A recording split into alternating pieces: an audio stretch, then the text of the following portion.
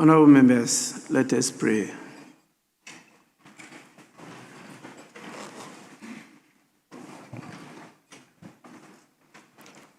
Almighty God, we humbly beseech thee to look with favor upon this Parliament of the Republic of Ghana.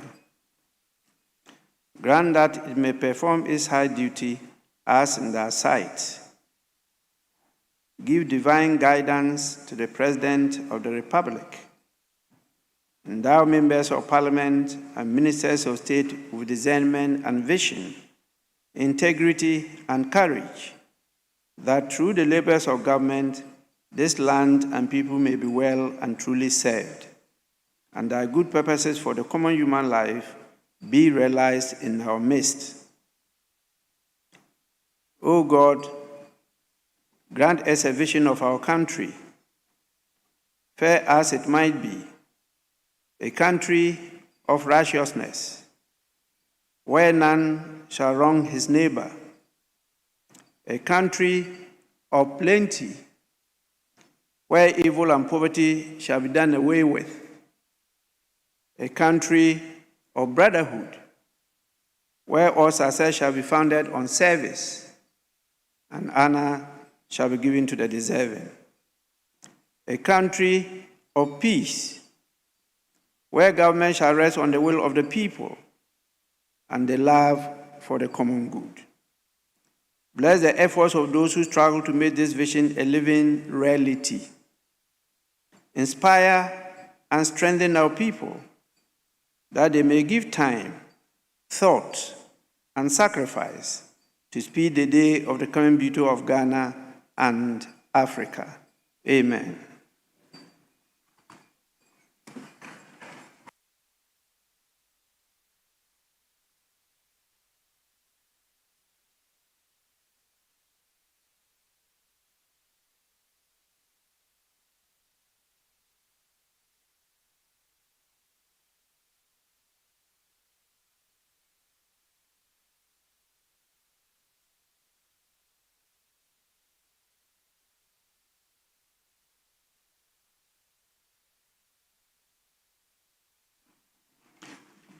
Honorable members,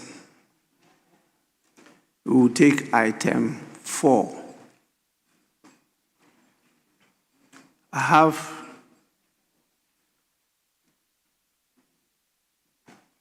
a statement to make, a formal communication, and also a ruling.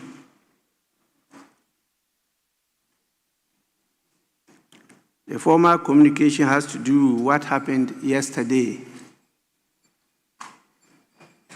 when the First Deputy Speaker was presiding.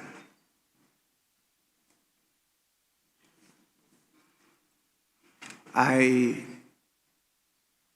watched the proceedings, and particularly the issue concerning the court order on the rerun of the Pandai parliamentary election.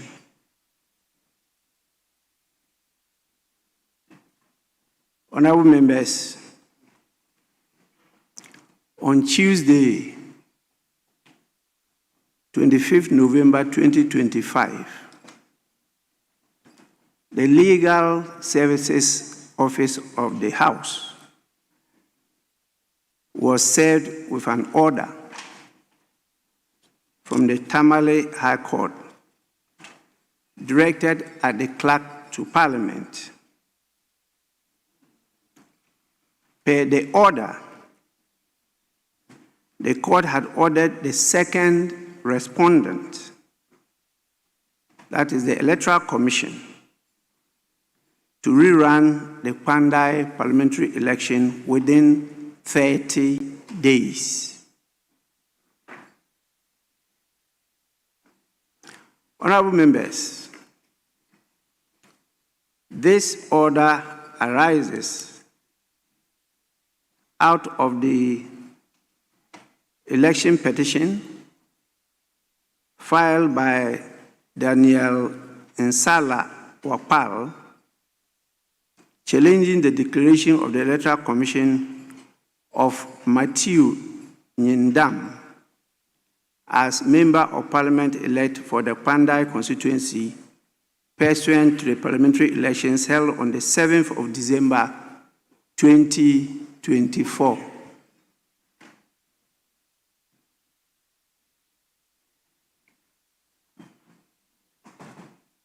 Honorable members, the effect of the order, to my understanding, is that the Electoral Commission is to conduct a rerun election within 30 days, implying that the original declaration of Honorable Matthew Nyindam as the winner of the parliamentary election is invalid, and the member is no longer a member of Parliament.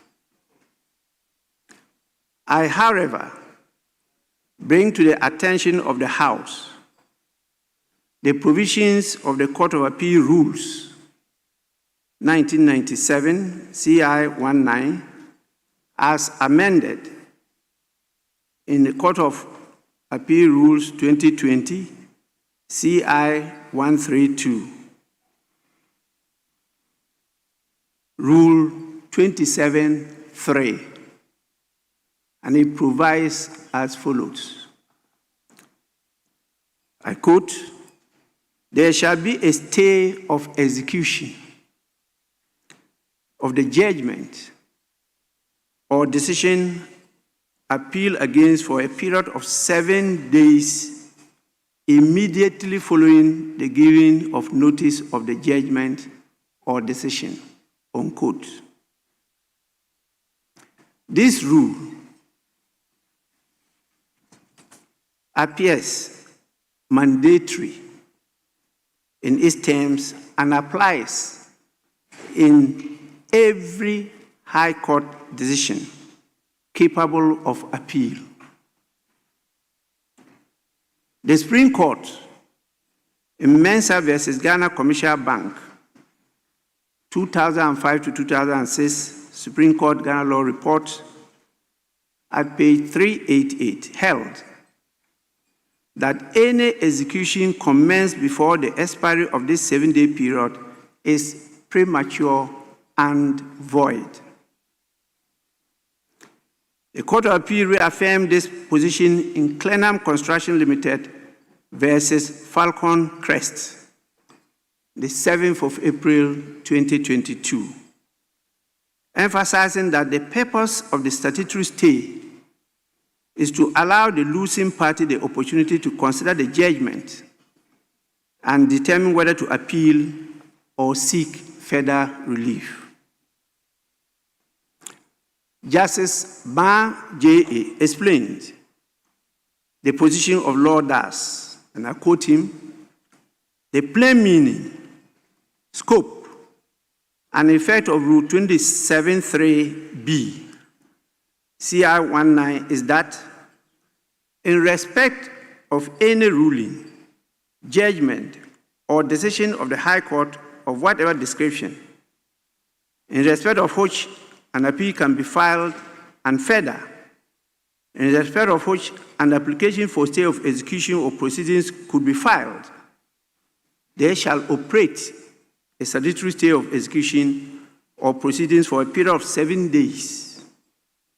The apparent intent of the law is to enable the vanquished to ponder over and scrutinize the bona fides of the ruling, decision, or judgment in order to decide on whether or not to appeal. It is when a decision is made to appeal that an application may be made to the High Court under Rule 27(1)(a) of CI 19 or to this court under Rule 27(1)(b) CI 19, unquote. In this instance, the ruling of the Tamil High Court was delivered on the 24th of November 2025. The statutory 7-day stay therefore remains in force until 1st December 2025. During this period, the High Court's ruling cannot form the basis for the Speaker to instruct the clerk to notify the Electoral Commission that the Pandai seat is vacant. In addition to the above, should Honorable Nyindam exercise his right of appeal, such as an application under Rule 27(1) of CI 19, it may impose a further suspension on the enforcement of the judgment until the application is determined by the appropriate court. This rule appears to prevent the subject matter of the appeal from being altered or prejudiced while the appeal processes are pending. Therefore, before the initial 7-day statutory stay, the filing of a stay application may yet introduce an additional layer that may prevent changes to the member status within the meaning of Article 97 and 99 of the Constitution. The House's attention is also brought to Article 105 of the 1992 Constitution, which provides that a person who sits or votes in Parliament, and I quote, knowing or having reasonable grounds for knowing, unquote, that he is not entitled to do so, commits an offense. It is crucial to emphasize that Article 105 is penal in nature should the member know that he ought not to be in the chamber and he participates in the activities in the chamber. Honorable members, it's therefore premature to say that the Honorable Matthew Nyindam is disqualified from entering and participating in the proceedings of the House, because this period still falls within the 7 days mandatory stay of execution of the order. Honorable members, this is not a declaratory order. It is an executive order that was delivered by the High Court. And so the honorable member is right to have been in the House yesterday and to have participated in the proceedings.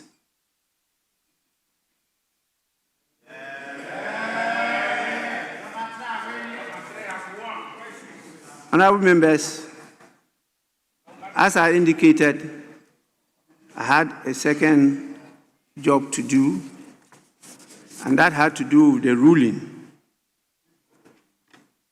The ruling is in respect of the complaint of contempt that was brought against the minority leader, Honorable Osahin Alexander Kwamina Afenyo-Markin, member for Efutu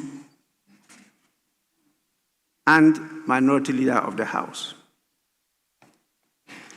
Honorable members, on Tuesday, 11th November 2025, this House received a formal complaint under Order 6 and 33 from Honorable Mahama Ayarga, Member of Parliament for Boku Central and Majority Leader.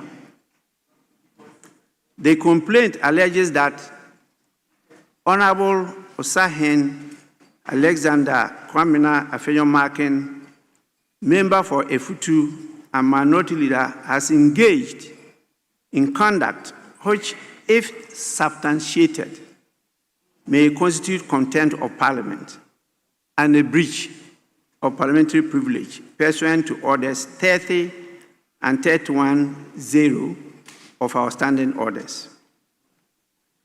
The complaint arises from events said to have occurred during the sitting of the ECOWAS Parliament in Port Harcourt, Rivers State, Nigeria, from 25th to 28th September 2025.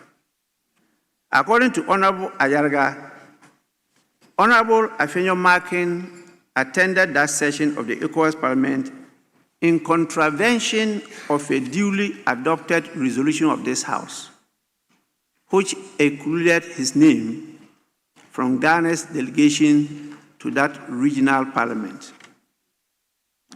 The complainant asserts further that this conduct amounts to an affront to the authority and dignity of Parliament, and accordingly invites the Speaker to refer the matter to the Committee on Privileges and Immunities for inquiry and recommendations to the House. Honorable members, as I indicated at the close of the Majority Leader's submission that day, the standing orders prescribe the procedure to be followed when allegations of contempt or breach of privilege are raised. It falls to the Speaker, in the first instance, to determine whether the facts disclosed in the complaint established a prima facie case warranting referral to the committee. Members recall that I deferred my ruling to the next day, and that was to be Wednesday, 12 November 2025. However, the pressures of business on the order paper made it impossible to deliver the ruling on that day. I am now in a position to do so.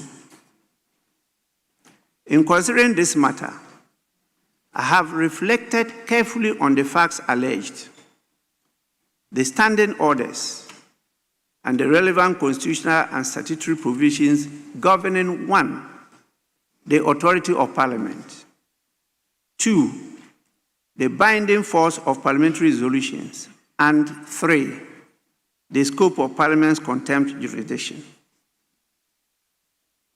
What is the nature and effect of a resolution of Parliament? Honorable members, a resolution of Parliament is a formal act through which the House expresses its collective will on a matter properly before it. Once adopted, a resolution becomes a binding decision of the House until it is rescinded, suspended, or varied in accordance with the standing orders of the House. A resolution, therefore, has continuing effect, and the Speaker, as the presiding authority, is bound to give effect to it. While the Speaker may clarify the scope or meaning of a resolution, he cannot amend, modify, or disregard it unilaterally. Honorable members, this principle reflects the doctrine of collective responsibility. When Parliament speaks through a resolution, that decision binds all members, irrespective of political affiliation, leadership status, or personal opinion. As Eskime reminds us, and I quote Eskime, the dignity of Parliament depends upon the observation of its rules, and the authority of Parliament depends upon their enforcement, unquote. This is the foundation upon which parliamentary collective responsibility rests. So what is the power and scope of Parliament's contempt jurisdiction? Contempt of Parliament refers to any act or omission that obstructs, impedes, or undermines Parliament in the performance of its functions, or which affronts its dignity, or tends either directly or indirectly to obstruct, impede, undermine Parliament in the performance of its functions, or affront the dignity of Parliament. Parliament's power to address contempt is inherent in its constitutional status as a coordinate arm of government and is expressly recognized under Article 122 of the Constitution Order 30 of the Standing Orders, and Section 26 of the Parliament Act 1965, Act 300. Honorable members, the jurisdiction to sanction contempt is not limited to acts committed within the chamber. The relevant test is whether the conduct, wherever it occurs, has a direct or indirect tendency to obstruct, diminish, or bring Parliament into disrepute or ridicule. Parliament may therefore exercise its contempt jurisdiction over conduct occurring outside the presence of the House, where such conduct undermines the institution's authority or impairs its ability to give effect to its decisions. Honorable members, I note that the specific instances of contempt listed in the standing orders, such as disorderly behavior, deceit, or disobedience of an order issued by the presiding officer, do not expressly identify non-compliance with or disregard of a resolution as a distinct ground of contempt. A resolution, as earlier observed, is a decision of Parliament, not an order of the Speaker. There is therefore no express provision making its breach a stand-alone category of contempt.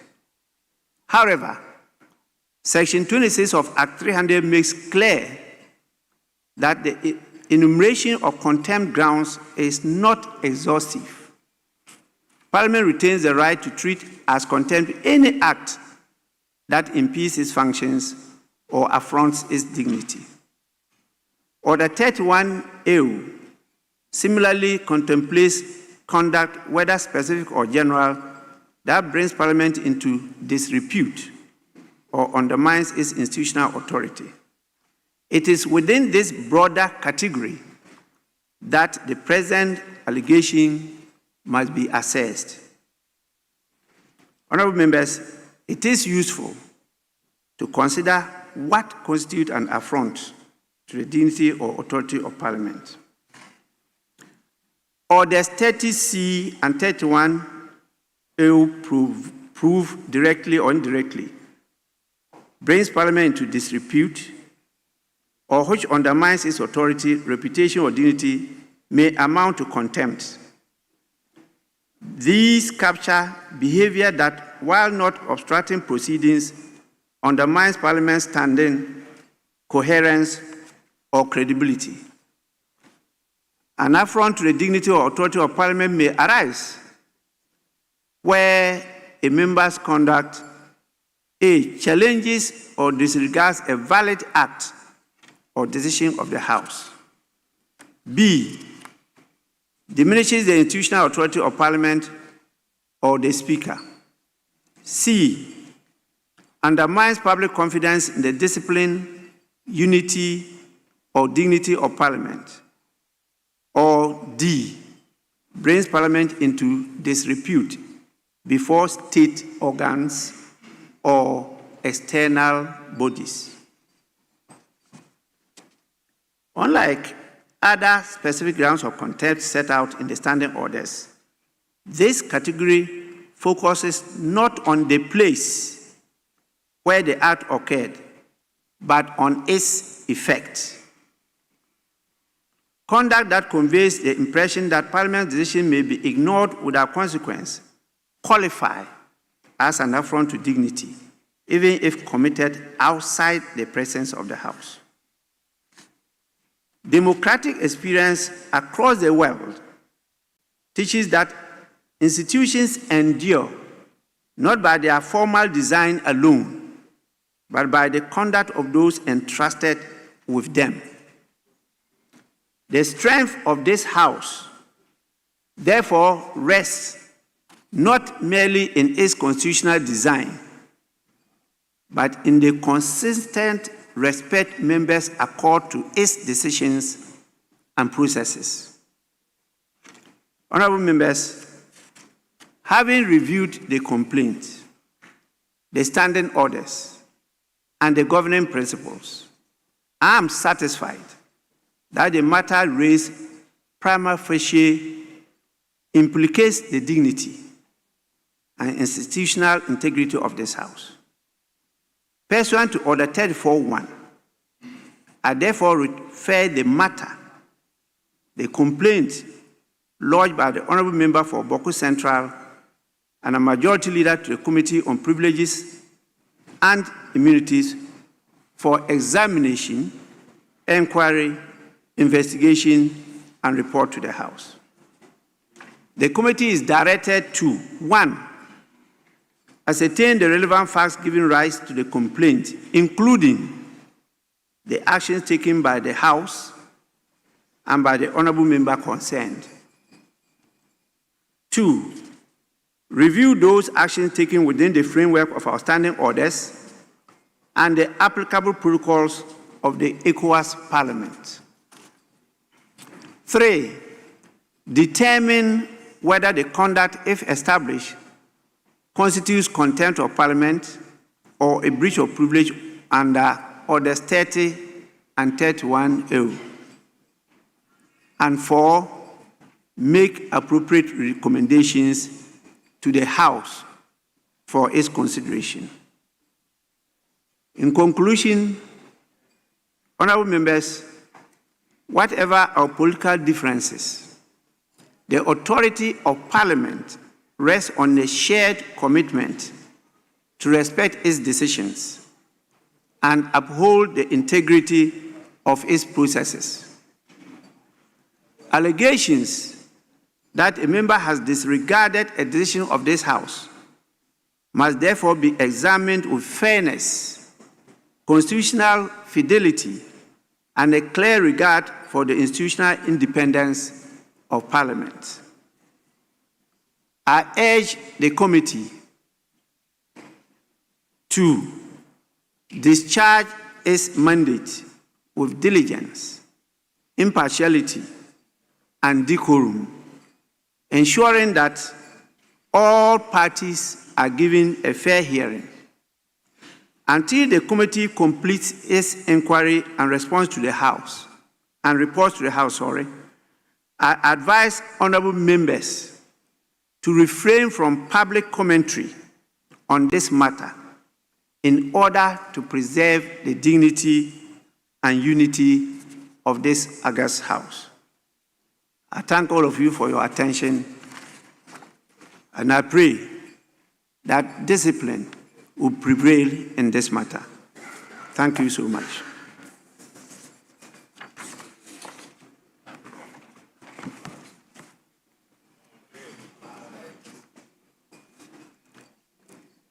Honourable members, we now take item 5.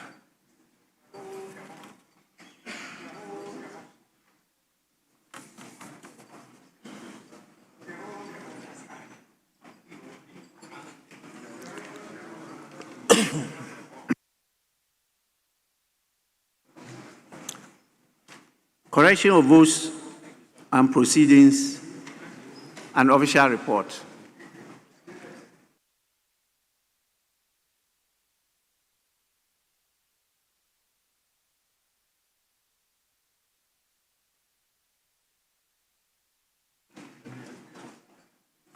Honourable members, we'll start with the votes and proceedings of Wednesday, 26th November 2025.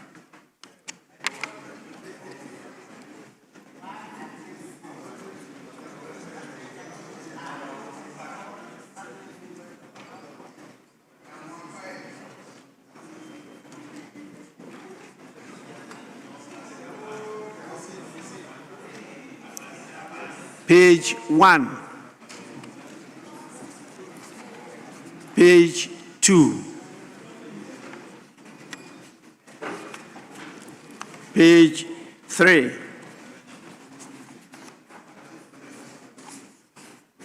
page 4, page 5,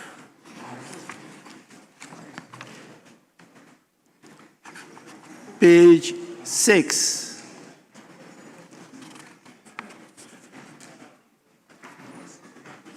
Page 7.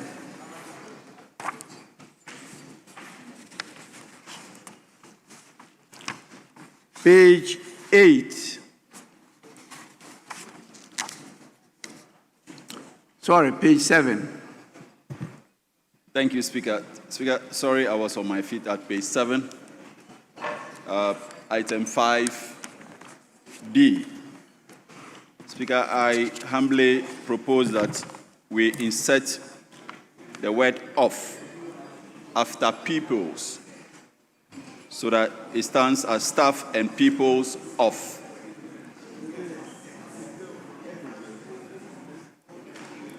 No, D. What I have here is not.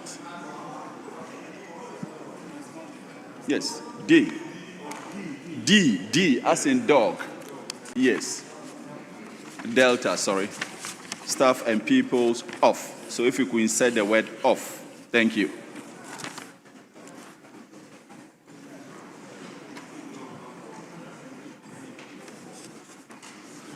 Yes, table office, take note of that. That actually is page 8, not page 7. Yes, please. Mr. Speaker, yesterday I was present, but I've been marked absent. Page 1. Page 1. Page 1. 1, yeah. You see, my name's supposed to be in page 1, but I have seen it at page 7, the absentees page. What is your name? George Kwame Abuaji. George Kwame Abuaji. Abuaji George Kwame. Abuaji George Kwame. Yeah. Asine Manso Akroso constituency. Yes, Mr. Speaker. You see, when we were at 1, you were absent. When we were at page 1, you were absent. Supposed to be at page 1. You were absent. No, I was present. So how come you didn't see it? I just saw it.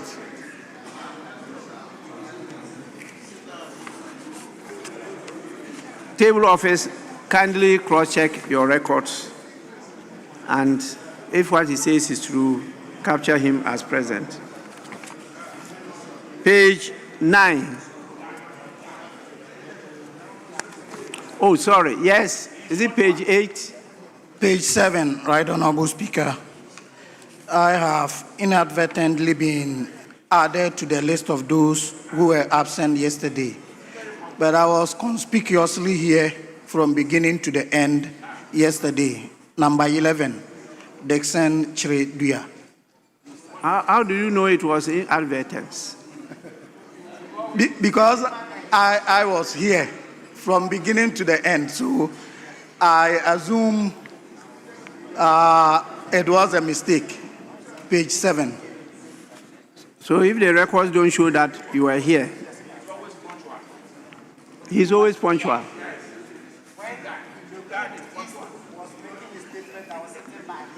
You are getting some false witnesses. Mr. Speaker, I've always been very punctual and diligent in this house. Yes, honorable member, today, for example, you were not punctual. So if they say you are always punctual, I sit here, I count the numbers, and then I take time for you to show up before I start even opening prayer. And so I know those who are punctual and those who are not punctual. Today, you were not punctual. Mr. Speaker, I was here until 12:30 when proceedings were not starting. I ran to the hearing of the Youth and Sports Committee budget hearing. So I was here even before. So, Right Honorable Speaker, I've always been very punctual, except that when you came in, I had dashed to the committee hearing. But when I saw you were in, I rushed back. Thank you. Well, You don't know when we started today, the time we started today. Yes, Honorable Speaker, I was monitoring. So the moment you came in, The question is, you don't know the time we started today. At the time of saying the prayer, I was in, Mr. Speaker. I said, you don't know the time we started today. Mr. Speaker, no, I didn't check. That's sufficient. Table office, please cross-check your records. Thank you, Right and Honorable do Speaker. the right thing. Page 10. Page 10. Yes, please. Speaker, with respect, I think I have an observation on page 9, item 10, the last but one line. If we could insert Speaker after Honorable Second Deputy. Thank you. Yes, table office, the part in italics. Insert after Deputy Speaker.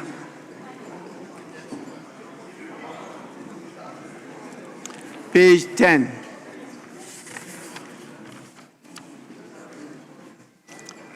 Page 11.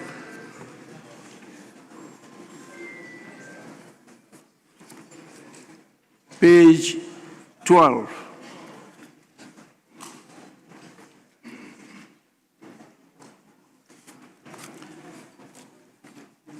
Honorable members, in the absence of any further corrections, the votes and proceedings of the 22nd sitting dated Wednesday, 26th November 2025, as corrected, are adopted as the true record of proceedings.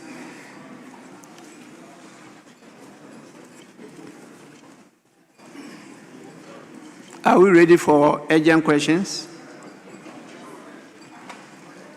Yes, Majority Chief Whip. Speaker, that is so. The minister is here. Sorry. Honorable members, we take item 6, urgent questions. Mr. Speaker, a further arrangement is that we are praying you to limit the supplementary questions to 1, so we can have enough time to take a lot of the questions. Honorable members, before I go on, let me acknowledge the presence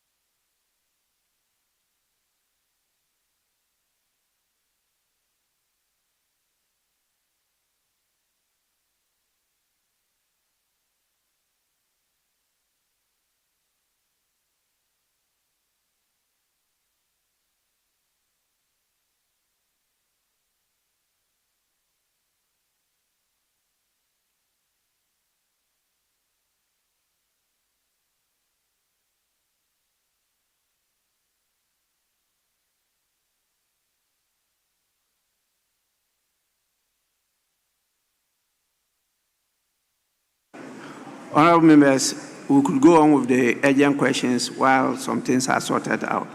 So, item 6A.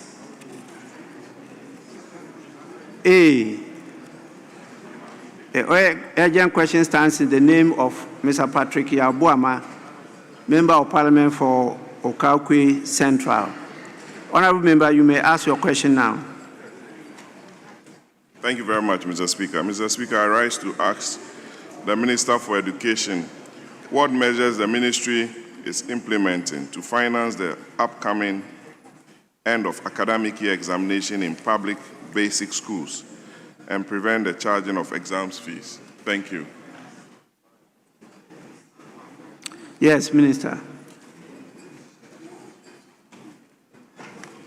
Mr. Speaker, let me thank you for the opportunity to respond to the question on the financing of end of academic year exams and preventing charging of exam fees by persons, as was asked by the Honorable Patrick Boama.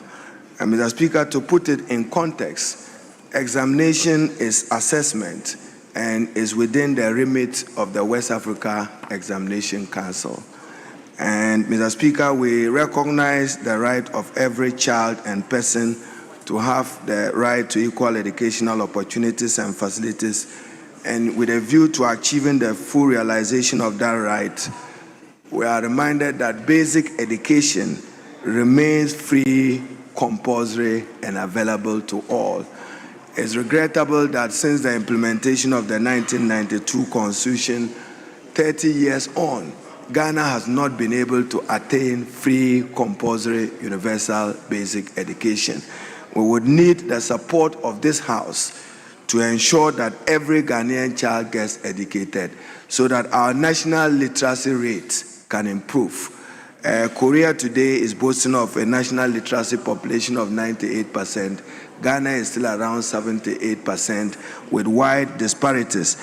Mr. Speaker, government pays this through the capitation grant, which is used as a key instrument to actualize Article 25(1) of the Constitution. Mr. Speaker, 72,765,850 have so far been disbursed as capitation grant for 2024-2025, benefiting some 6,154,953 learners across the country. Mr. Speaker, the capitation grant for the first term of 2025-2026 first term has been processed for release. Measures to address unauthorized charging of fees. The Director General of the GES have issued a directive banning all such charges, and circulars are being sent and regular reminders are being sent to all GS institutions. Mr. Speaker, the Ministry of Education and GS deploy monitoring teams for audit, inspection, and randomized spot checks. GS establish reporting timelines and other mechanisms, including PTA meetings and suggestion boxes. The ministry remains committed to eliminating financial barriers at the basic level of education. So there's no problem with it. Capitation grants have been paid and it covers examination fees. So no parent or child is required to pay for any examination fee. If any head teacher or teacher is caught, they will be sanctioned and sanctioned in accordance with the GS standards. Thank you, Mr. Speaker.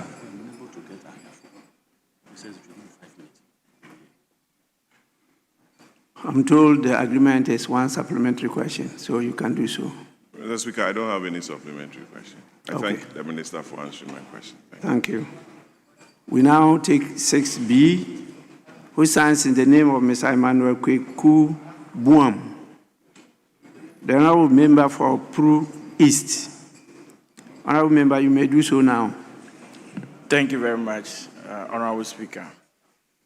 I rise to ask the Minister for Education what measures the ministry has implemented to prevent examination malpractices and cancellation of examination papers, especially in BEC and WASI, considering the negative impacts such cancellation has on students, especially of the Pro East constituency.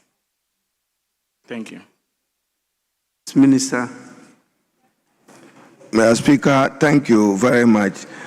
Mr. Speaker, the West Africa Exams Council is mandated to conduct credible, world-class examinations and protect the integrity of exams to ensure educational quality, national development, and every child has the right to a fair, trustworthy assessment process. Mr. Speaker, cancellation occurs only after thorough investigations showing concrete evidence of collusion, foreign materials, impersonation, and the use of electronic devices. Mr. Speaker, the West Africa Examination Council is working with the GES through public sensitization, randomization of test papers, enhanced security at the printing press, stronger collaboration with law enforcement for arrest and prosecution, and increased deployment of trained supervisors. Mr. Speaker, there is a growing phenomenon of phone-related exam malpractice, where learners smuggle phones into the examination room, and that is quite troubling. It's undermined the integrity of our exams. And Mr. Speaker, integrity is at the hallmark of the molding of character with discipline.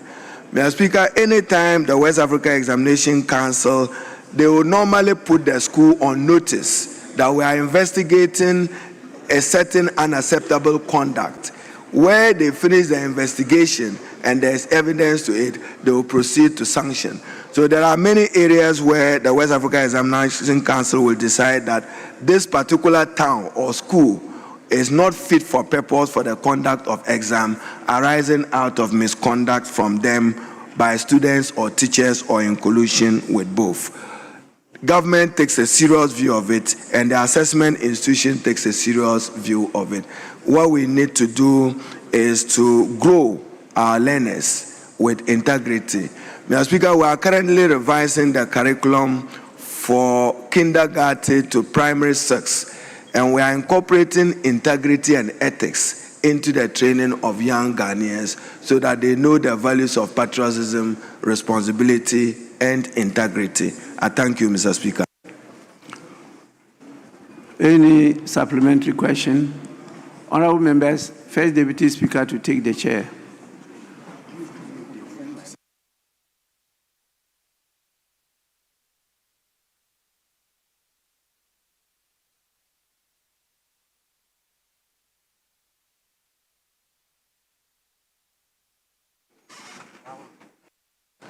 Yes. Honorable Minister, are you done with the... Yes, supplementary question, please. Any supplementary question?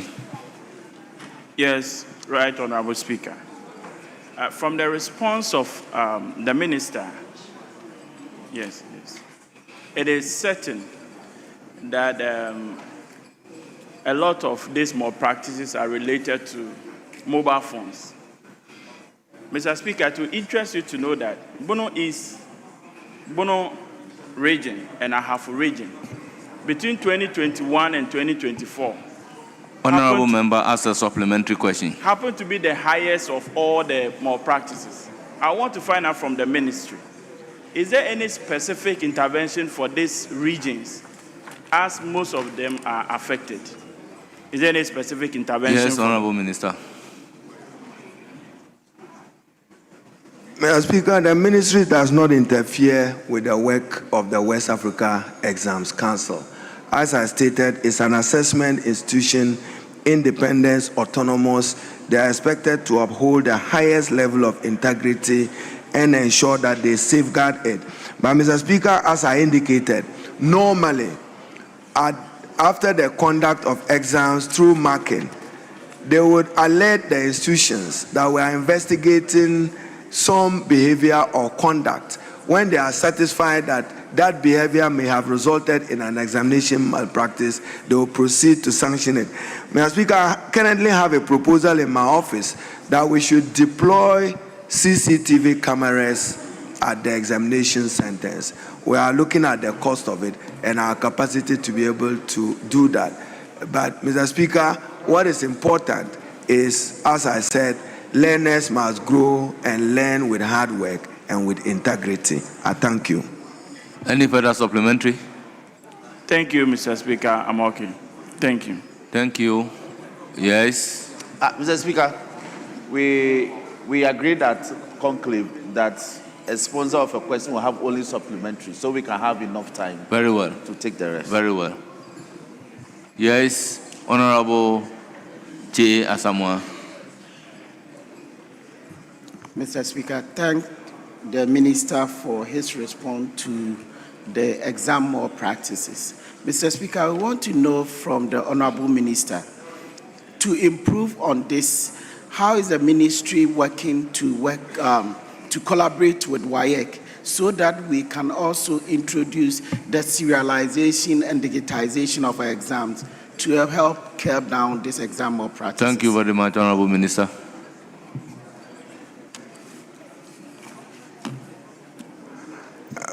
Mr. Speaker, Ghana is going digital with its free senior high school initiative. I inherited a contract worth about $337 million, where some 1.3 million tablets was to be distributed across the country to all free senior high schools in the country, so that learners can have access to digital tools. I'm told that deployment of that is around 980,000. We are through GET Fund supporting the distribution across the country. But my attention this morning, Mr. Speaker, was drawn to the fact that many of the devices are not customized, and the students are using it for other purposes, including pornography, which is not acceptable.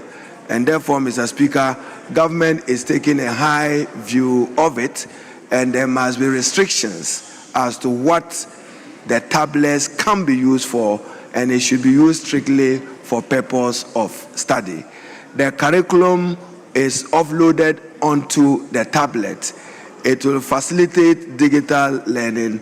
Mr. Speaker, we are to be minded that when you are training students, you are training them to be globally competitive, and therefore we have to take investment in digital skills and digital technology and its deployment much more seriously with increased investment. I thank you. Thank you very much, Honorable Minister. Can we move to question numbered 6C, standing in the name of Honorable Charles Forson, Member of Parliament for Tema Central. Thank you, Mr. Speaker. Mr. Speaker, I rise to ask the Minister for Education the steps that the ministry is taking to curb the use of fake educational credentials such as PhD within the system. Thank you. Honorable Minister. Mr. Speaker, the Ghana Tertiary Education Commission, GTEC, is mandated by Section 84D of the Education Regulatory Bodies Act 2020, Act 1023, to regulate the use of higher education nomenclature and titles, including emeritus, professors, doctors, chartered and related terms. Act 1023 also mandates the Commission to verify the authenticity of all certificates, diplomas, and degrees upon request. Thus, within the intent of the Act, the Commission has initiated the following to curb the use of fake educational credentials: evaluating and authenticating of credentials awarded by local and foreign institutions accredited by the Commission. The Commission has issued a press statement warning the public against the use of the fake credentials. Following the above, persons who are believed to have publicly displayed fake credentials or credentials they are not entitled to are called out to demonstrate the authenticity of their credentials. Also, the public is called upon to refer doubtful qualifications to the Commission for evaluation and for action. But Mr. Speaker, if Professor Azuma Nelson ends his professor by way of boxing, and then informally you want to say that you are taking his professor title from boxing, who judges that, Mr. Speaker? I leave it to the public. Yeah, thank you. Any supplementary? Thank you, Mr. Minister. But I further wish to ask, we should take certain steps to cure that, because we have situations where persons with fake quack certificates come into the house and other... But the question is on steps taken. Yes, I'm following up respectfully, Mr. Speaker. So, what is the question? Thank you, Mr. Speaker. Mr. Speaker, how is the ministry supporting GTEC? Because GTEC only names and shame. What steps? We need to, there should be certain primitive actions which will serve as deterrent. That is what I'm asking the minister. Very well. Minister, you have the floor. Mr. Speaker, as minister, mine is policy. I don't interfere with the regulatory mandate or authority of any institution. GTEC has every power and the option to take legal action where necessary. The Director General is doing his utmost best and he has the support of the law. Thank you.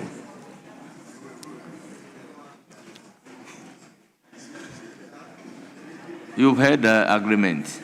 That one supplementary question. Yes, we move to oral questions. Question numbered 179. Standing in the name of Honorable Alfred Ni Kote Ashi, Member of Parliament for Ododio constituency. Honorable Member, you have the floor. Gentlemen. Mr. Speaker, I'm grateful for the opportunity once again. Mr. Speaker, I rise to ask the Minister for Education on an update on the stalled Sempe School project in Ododio and the reasons for the delay. Thank you, Mr. Speaker. Yes, Honorable Minister.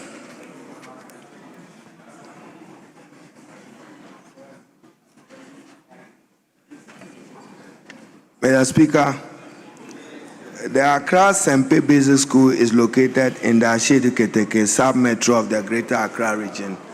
The school currently occupying a temporary structure on the premises of the Freeman Methodist Church has a total enrollment of 454 learners comprising 235 boys, 219 girls, and a staff strength of 20. The condition of the school deteriorated significantly, resulting in learners undertaking teaching and learning activities in temporary structures. As a result of this, the Accra Metropolitan Assembly deemed it necessary to initiate the construction of a 3-story 18-unit classroom block to address the growing school-age population in the constituency and to improve educational infrastructure. Mr. Speaker, this intervention was undertaken to replace the deteriorated facility and ensure safe learning environment for the people and respond to increasing enrollment within the constituency. Mr. Speaker, the construction of the 3-story 18-unit classroom block is not a GET-funded project. However, the ministry has assessed the situation and will engage the AMA and GET fund to ensure its completion. Mr. Speaker, currently there are about 5,000 schools under trace still in the country, and we need to up our investment in basic education, particularly in foundational learning. If the child gets it right at age 6, the child is more likely to get it right at age 80. Therefore, it is a policy decision of government to increase investment in basic education. Accordingly, as was announced by the Honorable Minister for Finance, a number of basic school infrastructure, including 200 junior high schools, will be built across the country and a number of primary schools. I thank you. Honourable Member, any supplementary question? Honorable Speaker, I have confidence in the Minister's intervention, so I'll end it here. Thank you. Very well. This is a consensus-specific question. We'll move to question number 218, standing in the name of Fred Che Asamoah, Member of Parliament for Ofinsu North. You have the floor. Thank you, Mr. Speaker. I rise to ask the Minister for Education the steps being implemented to ensure prompt payment of the 2025 book and research allowance to members of the teachers' unions. Yes, Honourable Minister. Mr. Speaker, the book and research allowance was introduced in public universities with its intended purpose of helping lecturers acquire academic materials and carry out research. The allowance, which seeks to equip lecturers to perform scholarly work, also serves as a statutory entitlement and essential resource for advancing research, teaching and knowledge sharing. The ministry, in collaboration with the Ministry of Finance and GTEC, the Ghana Tertiary Education Commission, has instituted clear measures to ensure the prompt payment of the allowances to eligible members of the teacher union in public tertiary institutions. Mr. Speaker, last year, the burden of government on book and research allowance was in the region of some 260 million. This year, it has ballooned to 610 million. Mr. Speaker, 2 days ago, I met with CTAC, the striking workers of the colleges of education, and I persuaded them to call off their strike and give government some 2 weeks to respond to their demand. It's only a matter of evaluating technically whether, one, they deserve it or not. But, Mr. Speaker, one of the important issues which emerged in our meeting is that as part of their conditions of service, if the requirement is to have an MPhil and you have an MA, and you agree with GTEC that the standard is MPhil, government, apart from the transitional period, will work to what has been agreed by the parties, which include that if the requirement is that have an MPhil, it should be an MPhil. But we'll have a transition period for those of them with MA who have served in those institutions. They are tertiary, and government will support them with infrastructure. A number of them are complaining about vehicles. Some of them are using vehicles as old as 18 years, and that endangers their life. Mr. Speaker, government will see what it can do. So book and research allowance have been processed for university lecturers. Normally, it's a computation of the exchange rate, which is the determination of the Honorable Minister for Finance. I've called on CTAC to call off their strike, because in the event that we pay them, we cannot compensate for the time period loss whilst they are not in class. And they must deal with government in good faith, have faith in government.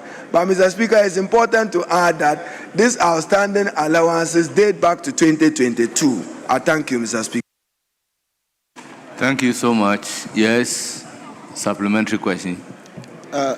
Thank you, Mr. Speaker.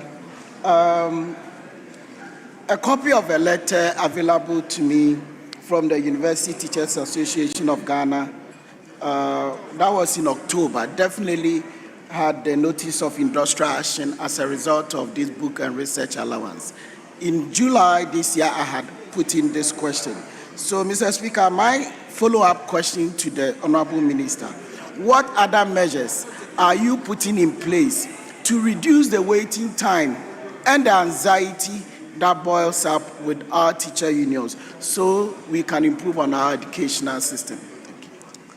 Thank you, Honorable Minister. Mr. Speaker, the Ministry and government remains committed to strengthening the research environment in our public tertiary institutions, and we are concerned and working to improve their welfare and conditions of service in order to advance higher education. Our core policy as government is to emphasize access, relevance, and quality at the higher education level. And, Mr. Speaker, our stakeholders, we need to engage more on how to address to improve the quality of teaching and research and innovation in our public universities. Mr. Speaker, as you may recall, the President promised to establish the National Research Fund. That has been established, a board has been constituted, a chief executive appointed, and the President will launch it early next year. And it will be given adequate resources to support research within the public universities. Mr. Speaker, last year, to support research in the public universities, we incorporated in the Get Fund formula 5 locally sponsored scholarships to be paid for by Get Fund for any institution that wants to strengthen its faculty to take advantage of it instead of wanting to travel abroad. It is still available, and interest applicants may go through the Ghana Tertiary Education Commission and their institutions. I thank you. Honourable members, let's move to question number 219, standing in the name of Honourable Colin Sadoman Komensa, Efija Kwabre North Constituency. You have the floor. Thank you, Mr. Speaker. I rise to ask the Minister of Education when the Get Fund sponsored classroom block at St. Michael's Senior High School at Ahinkro will be completed. Thank you, Mr. Speaker. Yes, Honorable Minister.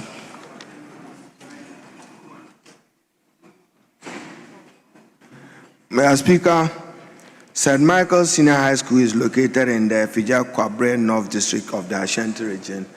The school has an enrollment of 840 learners, comprising 562 boarders and 278 day students.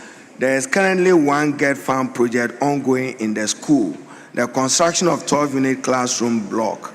The project was awarded to Messrs.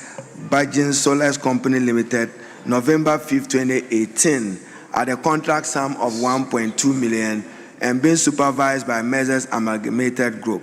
Work on the project stands at 70% completion. The project, Mr. Speaker, forms part of the several uncompleted Get Fund projects across the country. Mr. Speaker, the Get Fund currently is burdened because the Get Fund is providing for free senior high school. Feeding alone stands around 3 to 4 billion Ghana cedis. Some additional expenditure, I'm informed by, may dilute the Get Fund not to be able to undertake its traditional role and function and mandate of providing for infrastructure at all levels of education, particularly at the higher education level. But, Mr. Speaker, in the 2026 budget, the Honorable Finance Minister announced the completion of a number of Get Fund projects. Out of 52, some 22 have been selected for completion, and I will pay particular attention to my good friend's constituency and completed project. Mr. Speaker, the other difficulty is that if you are awarded a contract in 2018 at 1.2 million, you don't expect the contractor to finish it at the same rate, given that some time period have lost, costs have risen, and the value of the contract may be more expensive for the contractor. That becomes a disincentive. Mr. Speaker, government is working to convert about 30 Category C schools to B and about 10 to 20 Category B schools to C, and then expand infrastructure in the Category A schools. Mr. Speaker, I'm told that if you go to Presec, the old boys who are here, even assembly, they have to go to assembly in batches. And Fansipin was in my office this morning to announce their 155th anniversary and to invite His Excellency President Mahama to be associated with it. No assembly hall. We are building a 5,000 capacity assembly hall for a number of selected schools. The Get Fund is providing 180 million US dollars to support our secondary education learning improvement program, which will focus on the completion. Mr. Speaker, this question of placement, you heard all the conflict about Category A, Category B school. Category A school simply means schools that are oversubscribed because of their quality or standing. We can build the infrastructure and support them with quality improvement.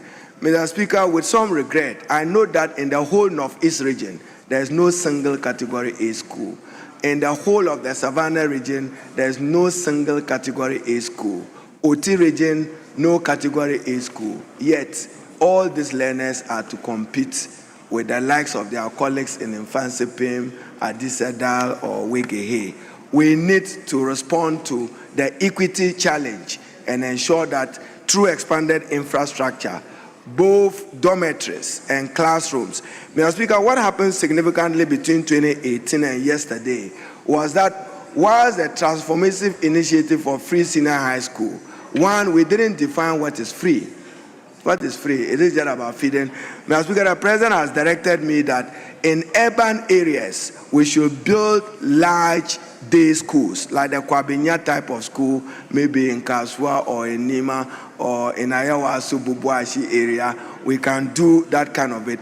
Mr. Speaker, if we don't deboardinize, but we also know that in some rural areas, you necessarily must allow for boarding schools.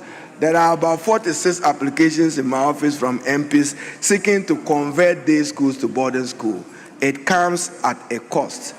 Mr. Speaker, the Get Fund, as I have said, Hitherto was funded from Petroleum Revenue Management between 2018 and 2024. Now it's now being solely borne by the GET Fund. That does not give the GET Fund enough room to be able to do more, both for tertiary education, secondary and basic education. I thank you. Yes, honorable member. No supplementary. Just want to thank him for the assurance. Very well. Honorable members, we then move to question number 220. Standing in the name of Elvis Jose Mensah Dapa, I have for Anon Southwest.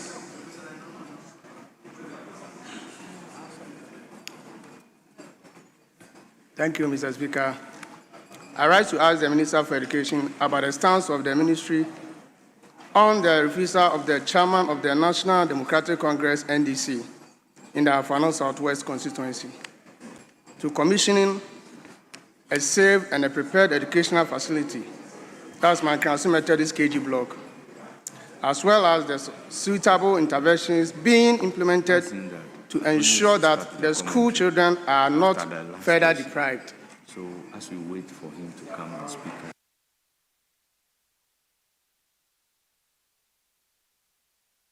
Yes, Honorable Minister.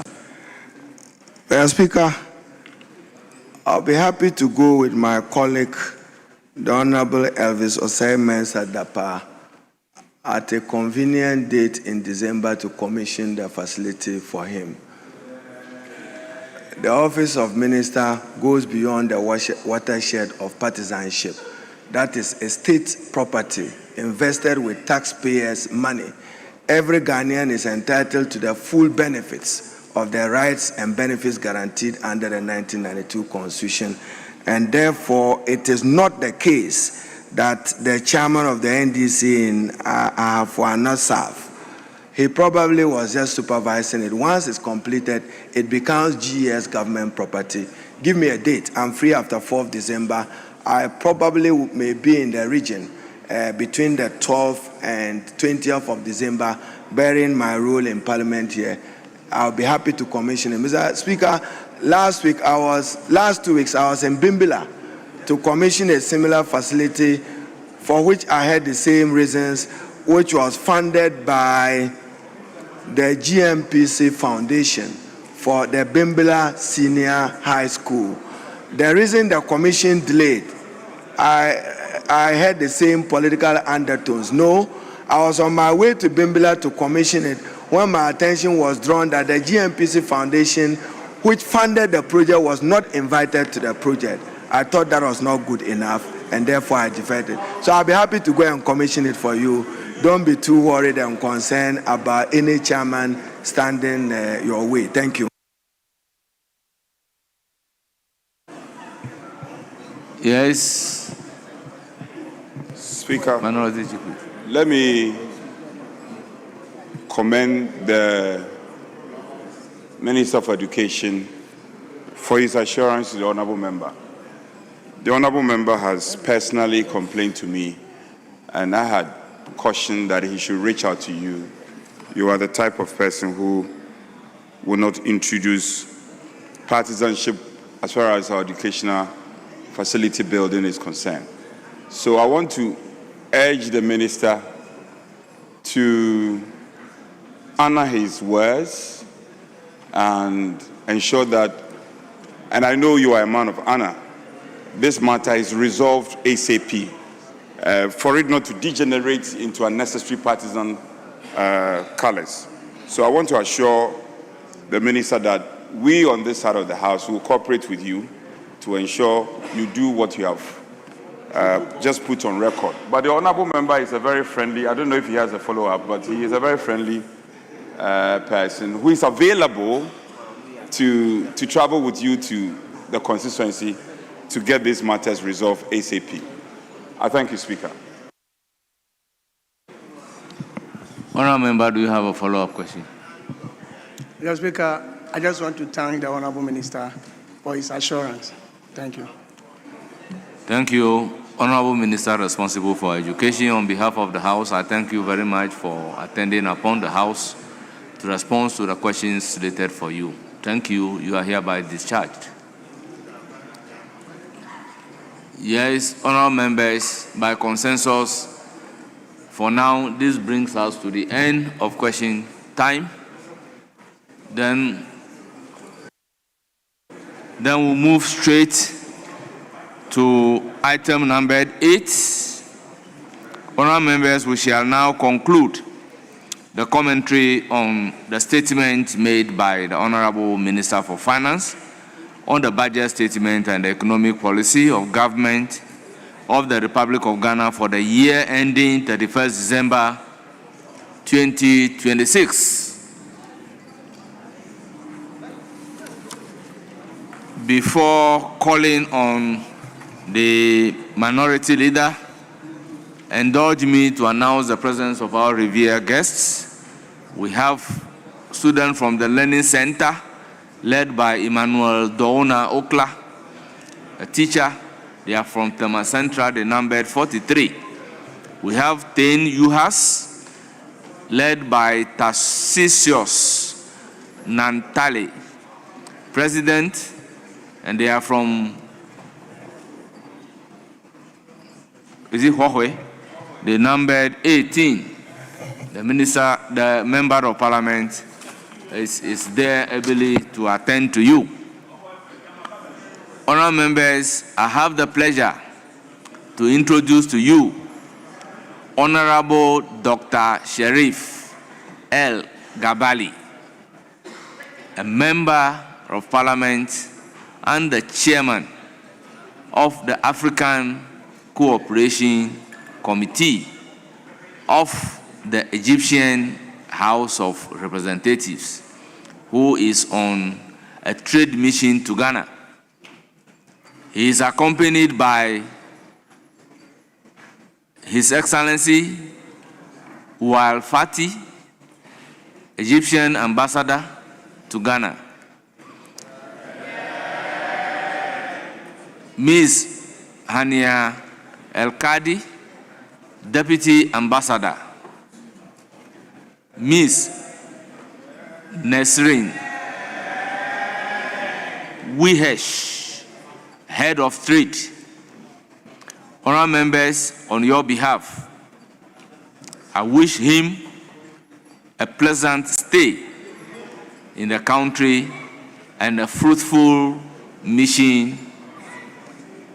You are once again very welcome. Thank you for coming. Honourable members, on this note, I will give the floor to Honourable Minority Leader Osahin Alexander Kwamina Apanyo Makin. You have the floor.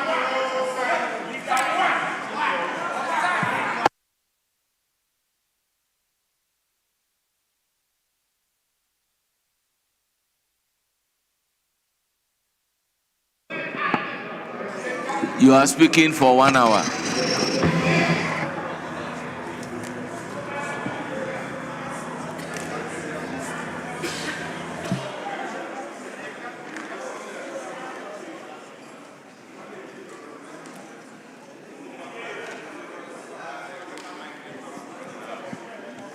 Speaker, let me thank you for the opportunity to make comments for and on behalf of the minority caucus as we draw the curtains down on this important matter. Mr. Speaker, permit me to precede my submissions with a quote from the book of Daniel, chapter 6, verses 12 to 28. Mr. Speaker, it provides that some men rushed into the upper chamber of Daniel's home and found him praying and pleading before his God. Then they went to remind the king about the prohibition. Did you not decree, O king, that no one is to address a petition to God or man for 30 days, except to you, O king? otherwise he shall be cast into a den of lions. The king answered, the decree is absolute, irrevocable under the Mede and Persian law. To this they replied, Daniel, the Jewish exile, has paid no attention to you, O king, or to the decree you issued. 3 times a day he offers his prayer. The king was deeply grieved at this news. He made up his mind to save Daniel. He worked till sunset to rescue him. But these men insisted. They said, keep in mind, O king, that under the Mede or Persian law, every royal prohibition or decree is irrevocable. So the king ordered Daniel to be brought and cast into the lion's den. To Daniel he said, may your God, whom you serve so constantly, save you. To forestall any tampering, the king sealed with his own drink and the rings of the lords the stone that had been brought to block the opening of the den. Then the king returned to his palace for the night. He refused to eat, and he dismissed the entertainers. Since sleep was impossible for him, the king rose very early the next morning and hastened to the lion's den.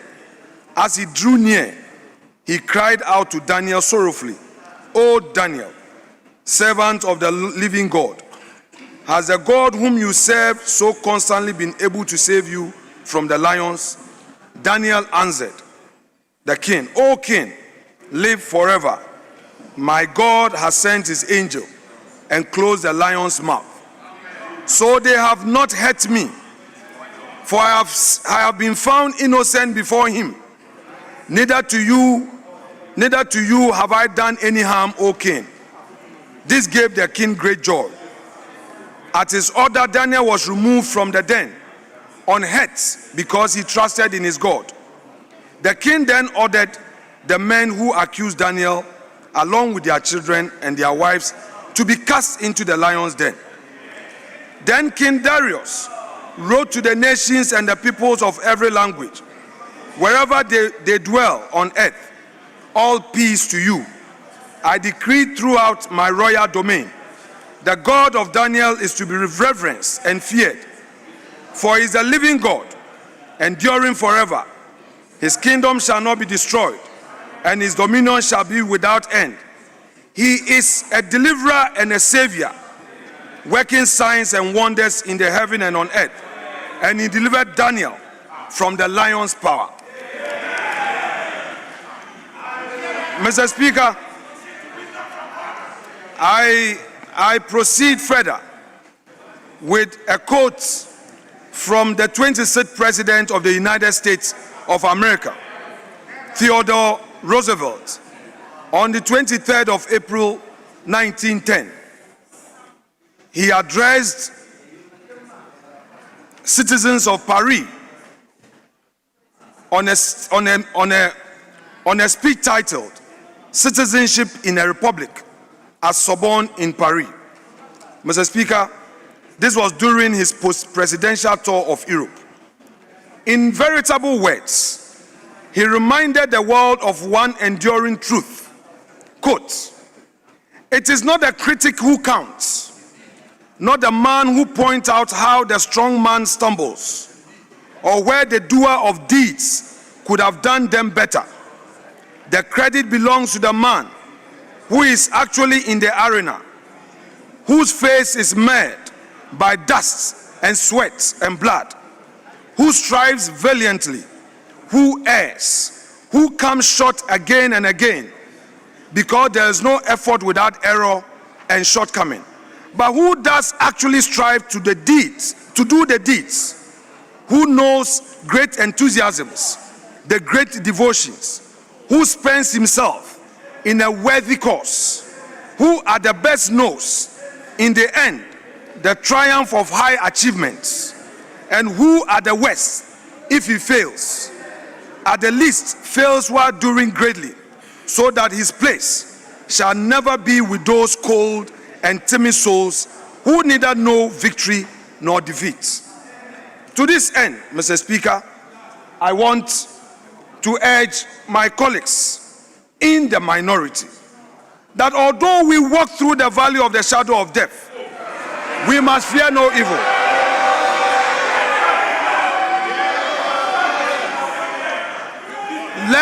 Let's remain strong. Refuse to be intimidated. Refuse the subtle culture of silence. Let's soldier on. Victory awaits us.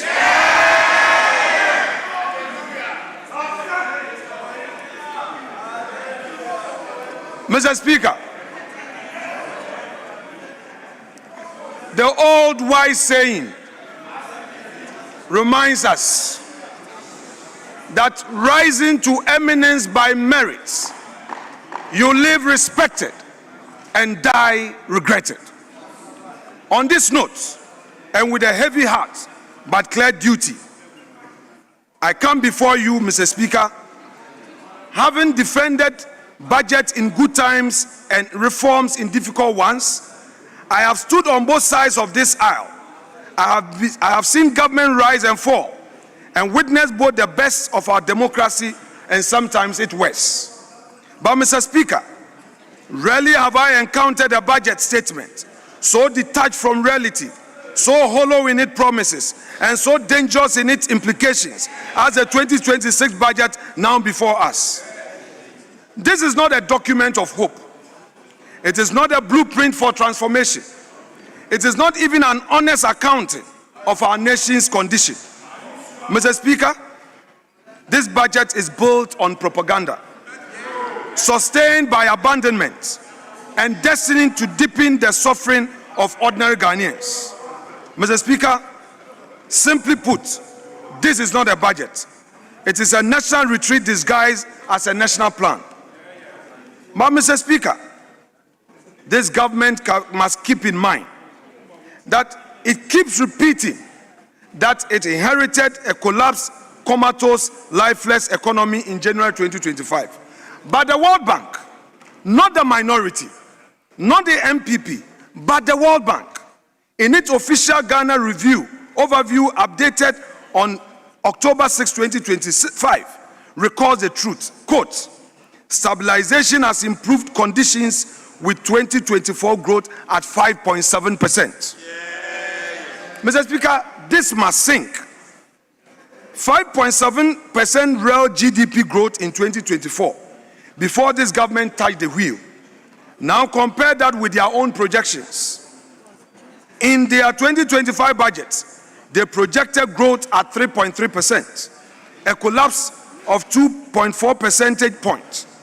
Even the World Bank's generous assessment reaches only 4.3% for 2025.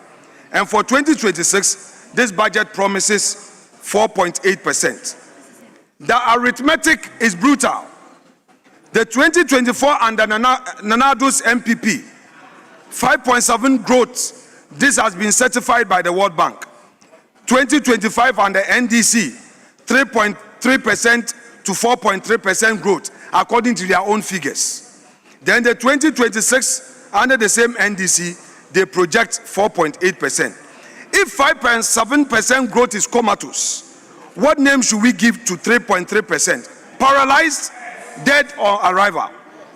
By their own numbers, the economy is now performing worse than the so-called collapse they claim they inherited. The truth is merciless. MPP handed over a stabilized, recovering economy growing at 5.7%. The NDC slowed it at 3 to 4%. Mr. Speaker, when you slow down faster than the dead economy you inherited, you cannot claim to have inherited ruins. This grand deception is the foundation of everything that follows. Every abandoned program, every misprioritized allocation, and every constitutional violation. Once this lie is exposed, everything else begins to crumble. Is the reason why I reminded my colleagues that if you rise to eminence by merit, you live respected. Now your lies, your propaganda, stand exposed after you lie to the people.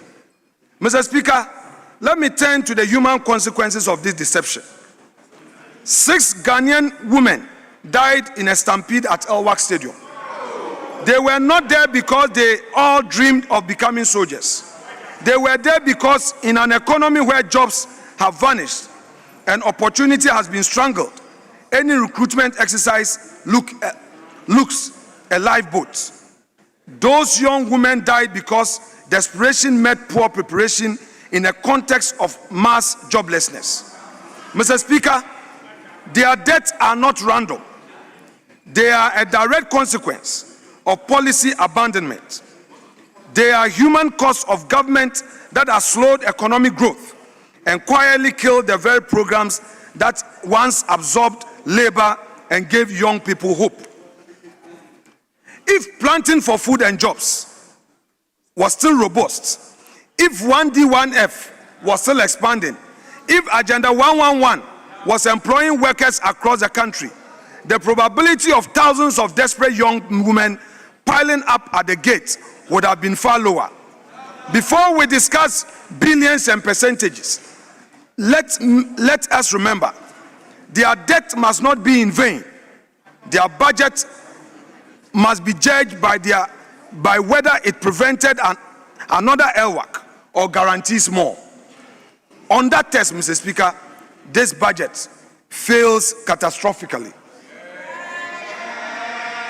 Mr. Speaker, Elwak was not an isolated incident.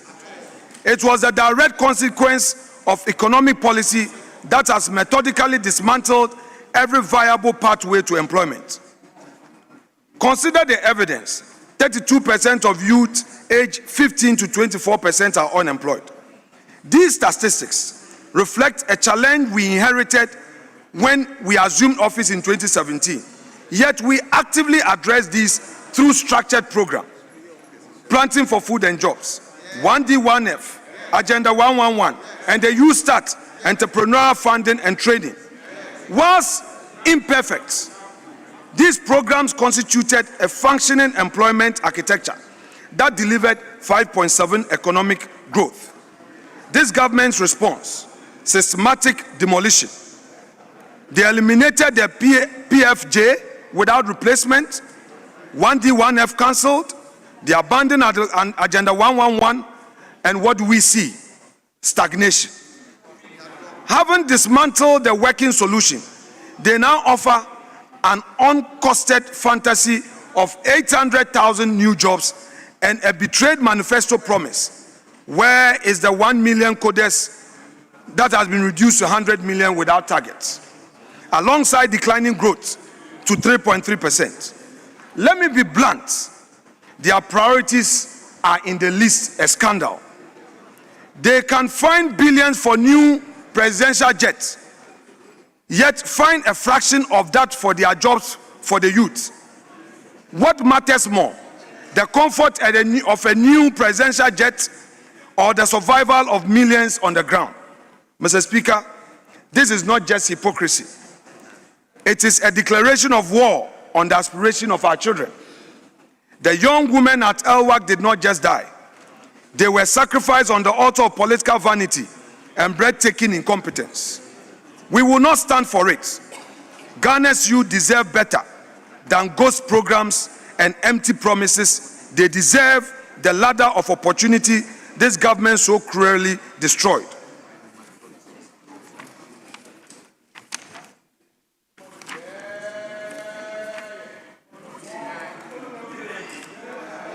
Mr. Speaker, let me now turn to the budget itself. This budget, Mr. Speaker, this budget is a cut and paste budget. When we say the successes of Nanado government is as a result of solid foundation laid by his administration, the NDC start to fight. But look at pages 74, 75 to 76, paragraphs 519 to 533. It is a complete cut to paste, cut and paste budget. They claim we have a ministry for works and housing with all the 60 ministers, with all the appointees in cabinet, they could not open their eyes to see that they were selling something to Parliament that they themselves have not defined as part of the ministries. Mr. Speaker, how can you, at paragraph 519, claim that there's a Ministry of Railway Development? How can you, at paragraph 528, say that Ministry of Sanitation and Water Resources, and then at paragraph 523, again say Ministry of Works and Housing? Where was the Deputy Minister who could have paid attention to these details and dotted the I's? Where were the ministers? And this document has been brought to Parliament. In the list, this document might be withdrawn and a new budget brought before Parliament. Parliament will not accept this cut and paste budget, and all the things you have in there are things that you pulled from the previous budget and pasted them. Where is the Ministry for Railway and Development? Mr. Speaker, our friends have been exposed. A lazy attitude in preparation of a national document for Parliament. How could it have been a mistake? This is not a mistake. This is incompetence. This is clear that you did not prepare the budget with due diligence. Else you won't come and tell us Ministry for Works and Housing, Ministry for Railway Development, and write anything because you think you have the numbers to say here. We, the minority, the mighty minority, will scrutinize. And you can choose to use the courts and other means together with your numbers to get all of us out of this chamber. We will still protest and scrutinize you outside of this chamber. Mr. Speaker, at paragraph 33, page 5 of the budget, this is what they say. That, Mr. Speaker, the year 2025 has unfolded against a backdrop of deepening global uncertainty, heightened trade disputes, persistent geopolitical tensions, and uneven monetary tightening across major economies have damaged global confidence and investment flows. Mr. Speaker, these are the words of the Finance Minister. Since when, Mr. Speaker, did global economic uncertainties affect the economy of Ghana? When you were in opposition, you failed to accept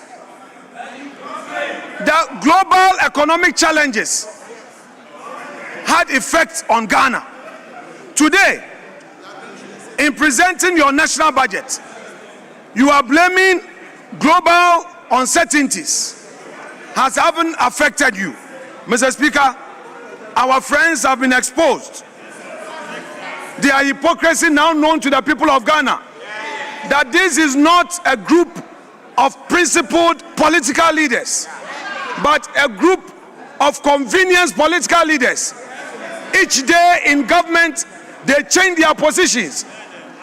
They change authority as and when it pleases them. Mr. Speaker, we will hold them to account. We will expose them. We will scrutinize every move of them. Even if they use subtle ways to reduce our numbers, even if we are left with one in this chamber, we will put the heat at their feet and make life uncomfortable for them. Mr. Speaker, today, if you read paragraph 902 all the way to 905, this government claims that GMPC will be drilling oil in 2026. Mr. Speaker, a critical question must be asked. Whether or not GMPC can undertake major exploration, especially drilling in the Volta Basin, with such drastically reduced funding? And then, Mr. Speaker, they claim that we as a country, we are going to generate our own power. This power that we are going to generate, have you first dealt with the inefficiencies in the system? Because, Mr. Speaker, currently there is excess capacity. The take or pay agreement we have, that is costing so much money. You haven't dealt with it, and you say you are going to set up a new system, a new thermal plant, using future savings to do that. Is it another scandal in waiting? Mr. Speaker, if the majority and its government do not avail themselves for the minority, as few as we are, with our might and intellect to scrutinize you, you may go down in history as the most corrupt government in the history of Ghana. Avail yourselves and let us scrutinize you. Mr. Speaker, look at ECOWAS, the ECOWAS sub-regional growth. Mr. Speaker, table 4, page 8 of the budget. Clearly, table 4 explains why the mighty minority says that this budget is growthless, jobless, and hopeless. Mr. Speaker, perhaps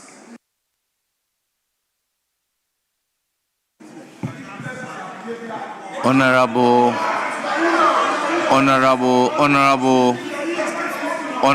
Minority Leader, please proceed. The respective backs should take note, because I can hear noise from both sides.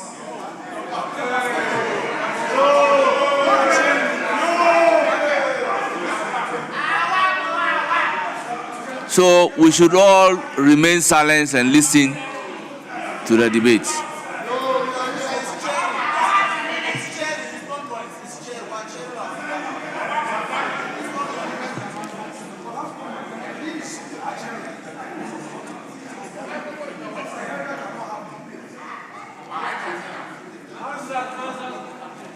Please continue.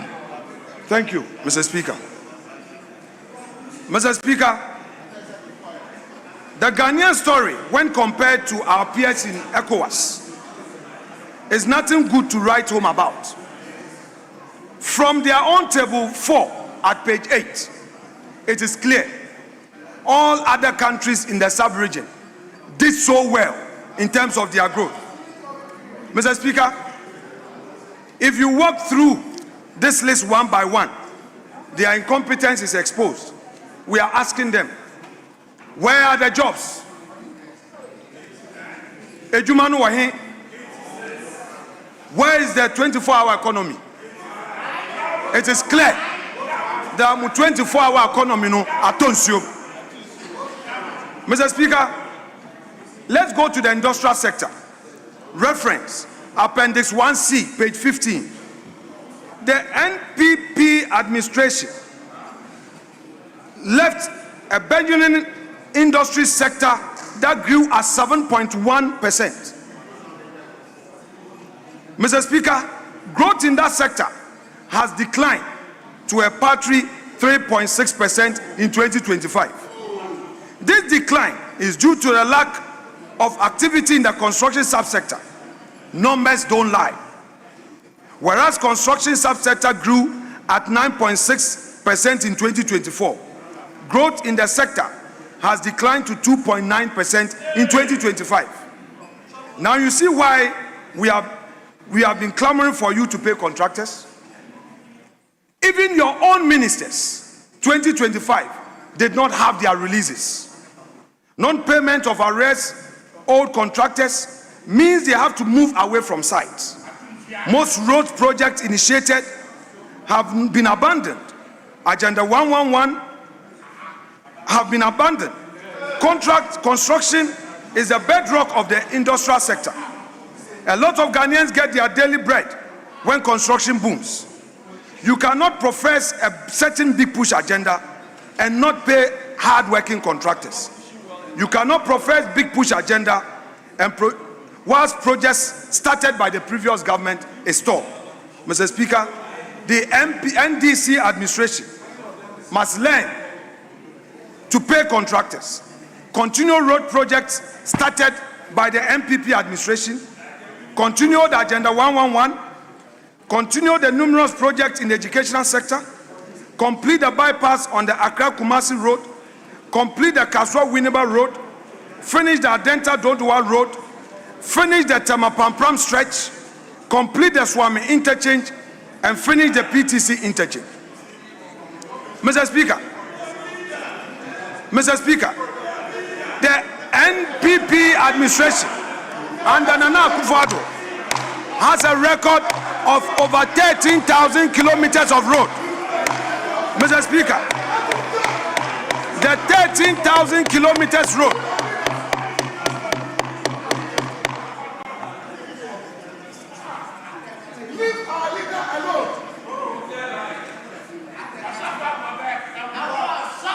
Please, you have the floor.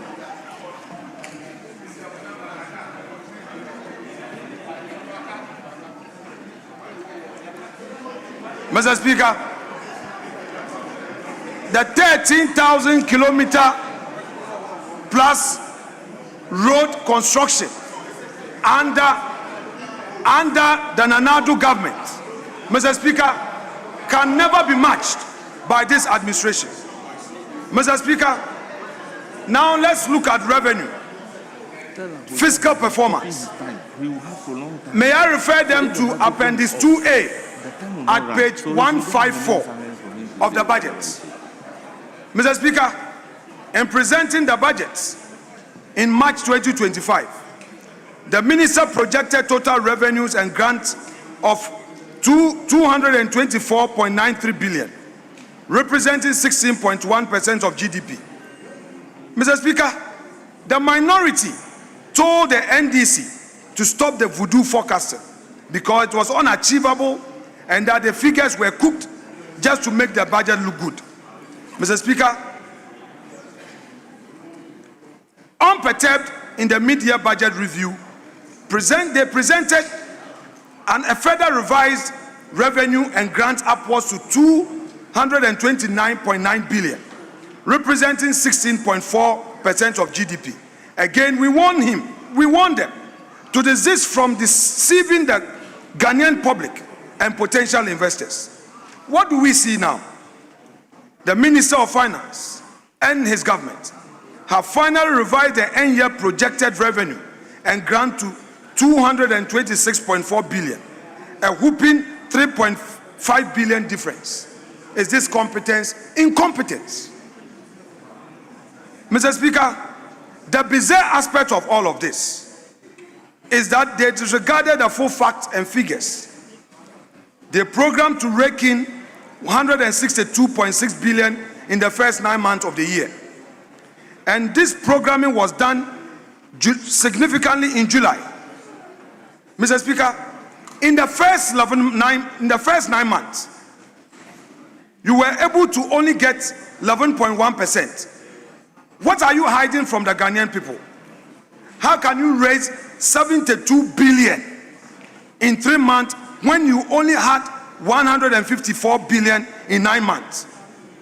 You can project big revenue, but actual performance would expose you.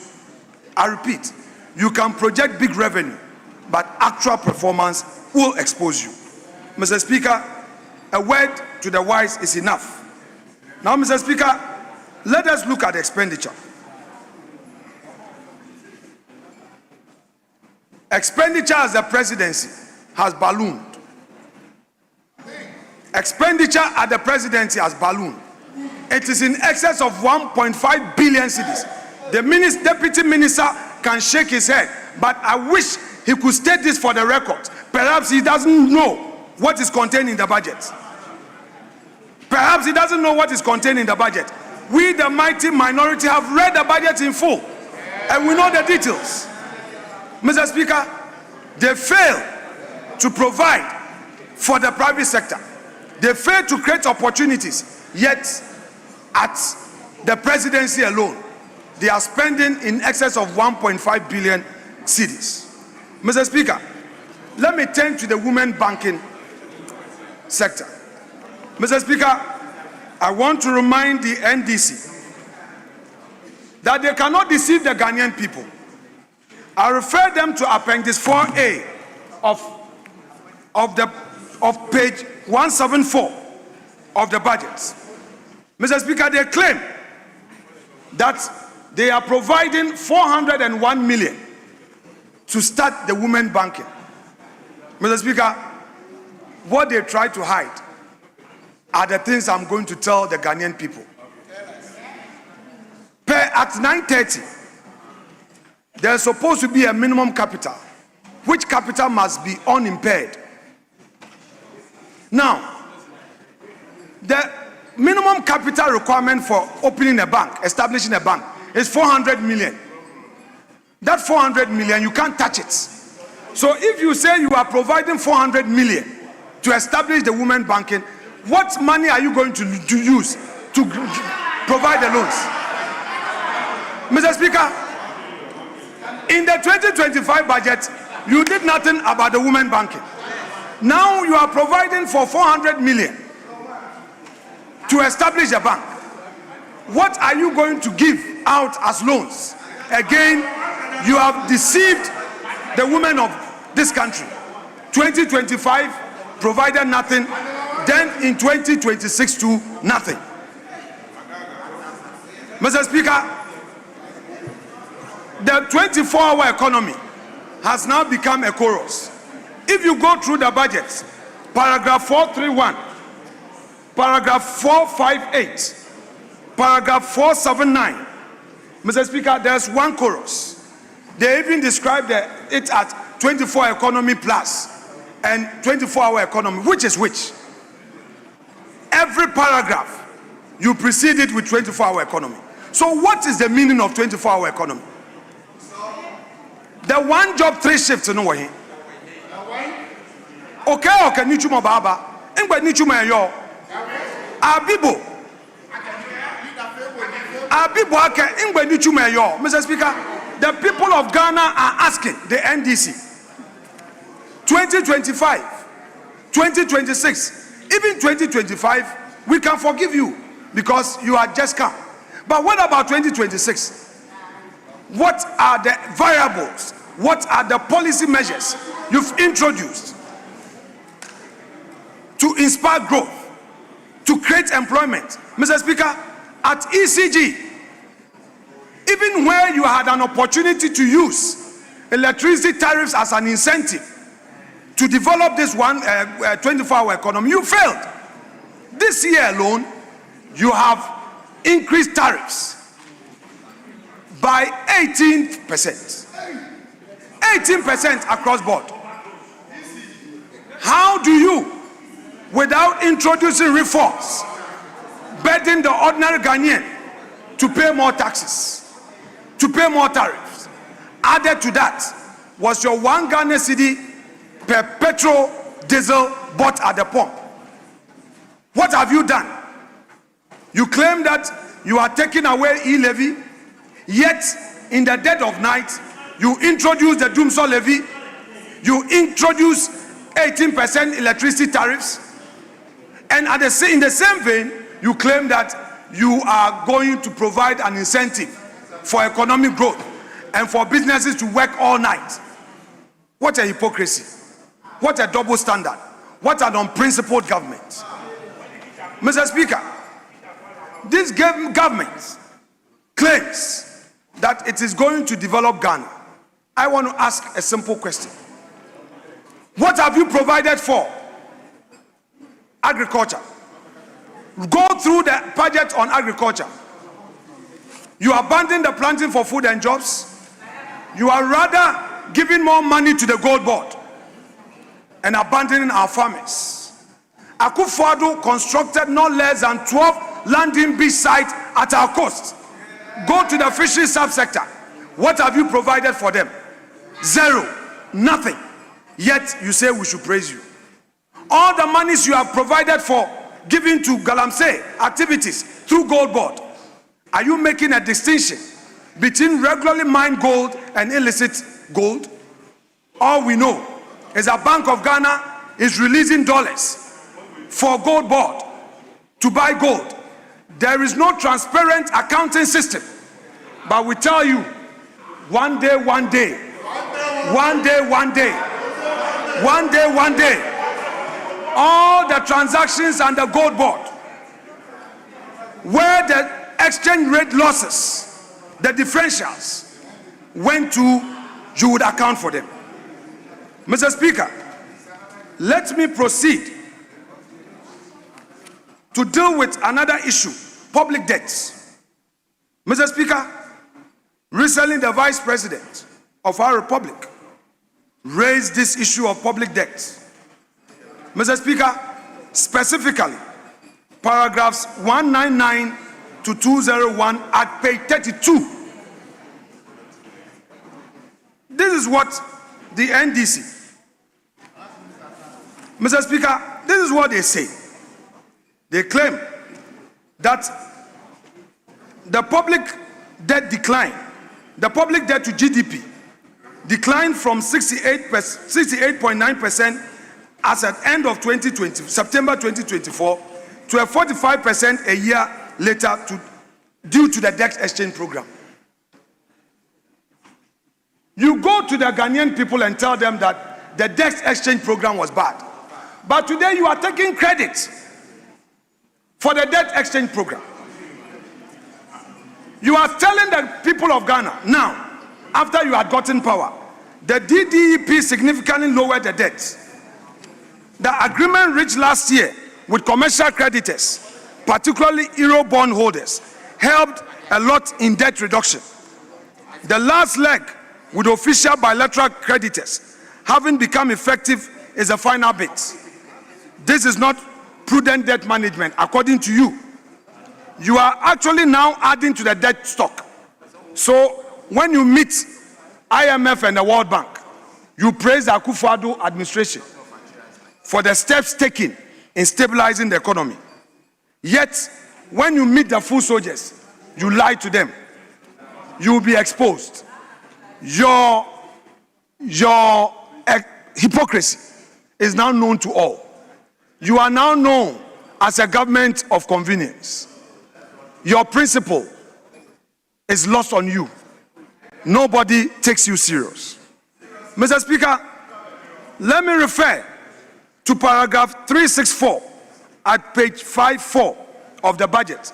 This is what the NDC government says about the Electoral Commission. Quote, Mr. Speaker, in 2025, the Electoral Commission delivered on its constitutional mandate with professionalism and transparency. Following the 2024 presidential and parliamentary elections, the Commission conducted election for the confirmation of 261 metropolitan, municipal, district chief executives. It also organized the rerun of Ablekuma North parliamentary elections, conducted Akwatia by-elections, and supervised the Council of State elections for 16 regional representatives. Mr. Speaker, today, this same NDC is now crucifying the Electoral Commission through a questionable petition. Mr. Speaker, again, their governance of convenience has been exposed. Mr. Speaker,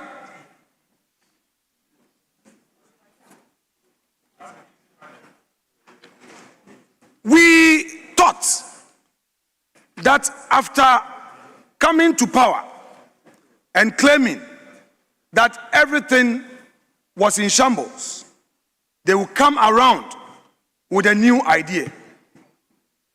Mr. Speaker, Omubaye, Omasem ni se Ghana bibia nkoso, omu de adwuma eba, enkola no yemba no anajo ombenye adwuma ye wo dokra obetumi adwa anojo. Omu se electricity bo beko form. Omu se adwuma ebeba ende ankronkro adwuma na MPP abreso omu de ba ya na yesema ye nje omu tax no Say Jumani ne collapse. NDC aban endro nkoa e wo mo budget ni mu. Mr. Speaker, omo de VAT enkane no na omo a omo ye adwuma e wo Makola e wo magazine omo na omo wo flat system 3%. And there omo atwani nyina mu 3% no nanka enkane no small scale businesses no anu nso omo ye no omo atwamu ese omo ye reform. Mr. Speaker, Honorable Minority Leader, I intend not to interrupt you. Mr. But Speaker, you know, I will translate. by the rules, Stop this. by the rules.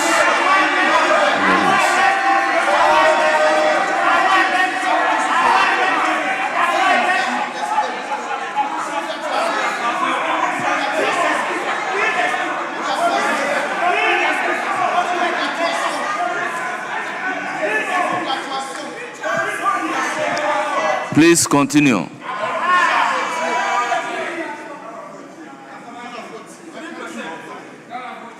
Speaker, Ghana etie. Eti abeka no kra no. Mr. Speaker, Mrs. Subio. And omo baye electricity bua kosro. Who koto petrol 1 liter bi omo je 1 Ghana cedi. With the Okada, Ekoto petrol. With the motorbike, Ekoto petrol. Omojo 1 Ghana cedi. And so omo see omo de adwuma ba. Mr. Speaker. Ba omo ba ye. Yenya ye ni tua. Eye sikadie nkwa. So far, Mr. Speaker, omo ankasa ka say tax waiver and yet and say, Mr. Speaker, sika ankomo to me ediaye development omo de $10 million $10 million and komo de achatata one company $10 million.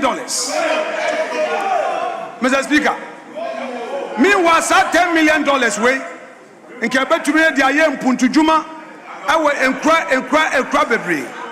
Mr. Speaker, instead of granting tax waiver to one company of $10.4 million, that money could have been used to construct more roads, to construct more schools. But Mr. Speaker, they chose convenience. Mr. Speaker, the year of work said, almost koto aeroplane kasiye ediamo mampani so fentu kwan na wo hwe aeroplane no buo eko billions, Mr. Speaker, of pp and so and kolani here juma aye and almost omo koto aeroplane ama omampani so fentu kwan and so enka no almost say woto plane more man penya and ya the papa into one kasa omo principles no way. Mr. Speaker,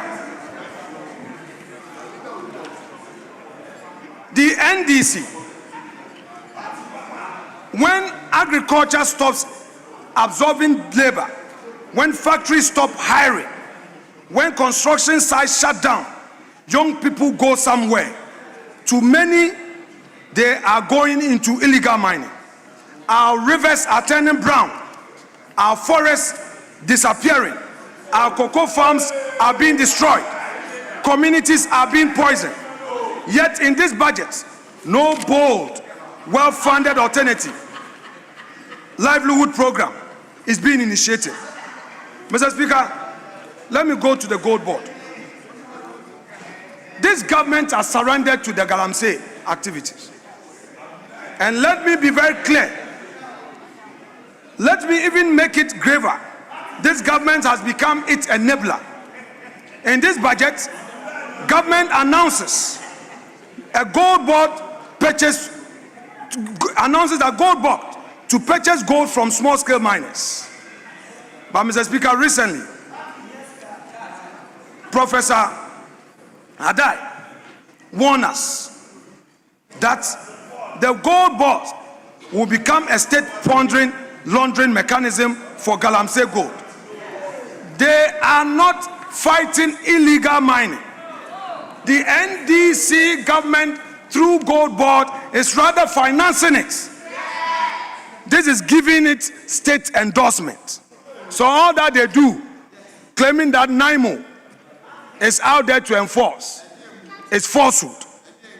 Today, members of NIMO are getting hurt, shot at, dying needlessly in a fight their own government has abandoned.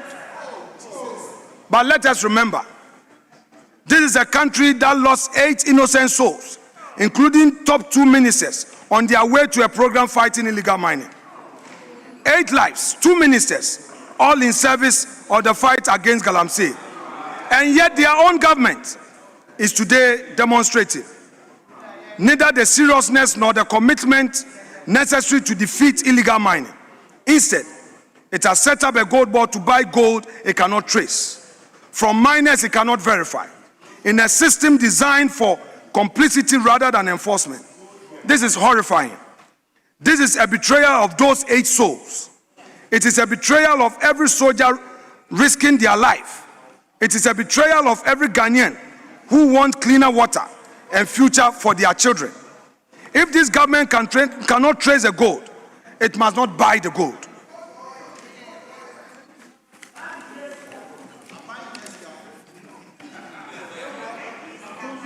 Mr. Speaker, let me now turn to their infamous sanitary pad scandal. Numbers don't lie. In July 2025, the Finance Ministry said the price of sanitary pads had been reduced from 25 cedis to 15 cedis. At that price, the 6.6 million they projected was supposed to cost 99 million. Yet in 2026 budget statement, the Education Ministry stated to have spent 45 cedis per pad, totaling 292 million cedis. So how come the 15 cedis per pad now rose to 45 cedis per pad? Mr. Speaker, the gap between 292 million and 99 million is 193 million cedis. Mr. Speaker, this raises serious questions. This is a huge scandal with a large amount of 193 million ending up where? Mr. Speaker, the NDC government must come clean and explain this to the people of Ghana. We cannot sweep this under the carpet. We cannot be quiet. We will not be mute. You cannot shut us. You cannot use your numbers. And perhaps, if not satisfied, add a presiding officer to it to crush the minority. We will be loud, we will be clear, we will be bold and confront the misgovernance. Mr. Speaker, this 2026 budget must be rejected, not out of spite, but out of duty. Not to score points, but to defend the future. Not to win an argument, but to prevent another LWAC. Not in defiance of the Constitution, but to defend it. Mr. Speaker, our friends appear clueless. Our friends appear not to understand the very mandate that has been given them by the people of Ghana. Every single thing they say, they do the opposite. Every single promise they make, they resolve. A question must be asked. Can they point to a single social intervention program since they assumed office in 2025 January? Can the NDC point to a single social intervention program that they have initiated since January 2025?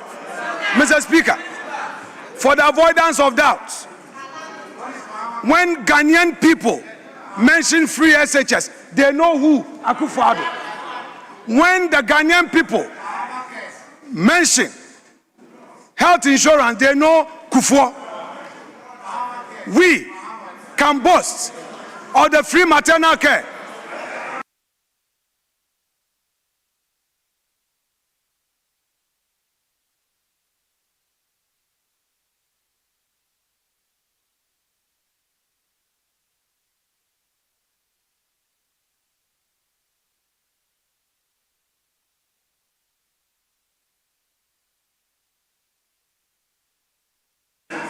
Honorable Minority Leader, you have the floor.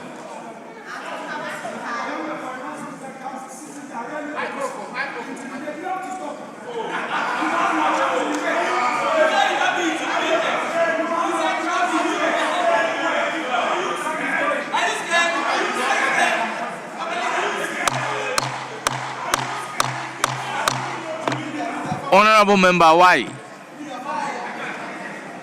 Honorable Member, why? Honorable Member, I mean you. I mean you. Why?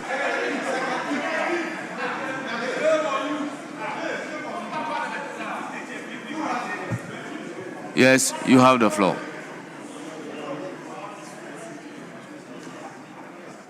Mr. Speaker, if the Ghanaian people mention school feeding, they know of MPP.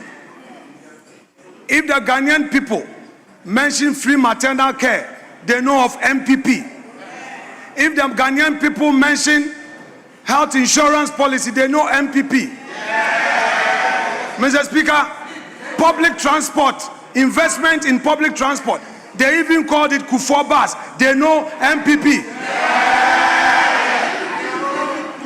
Mr. Speaker, when the Ghanaian people hear of the almighty free SHS, they know of MPP.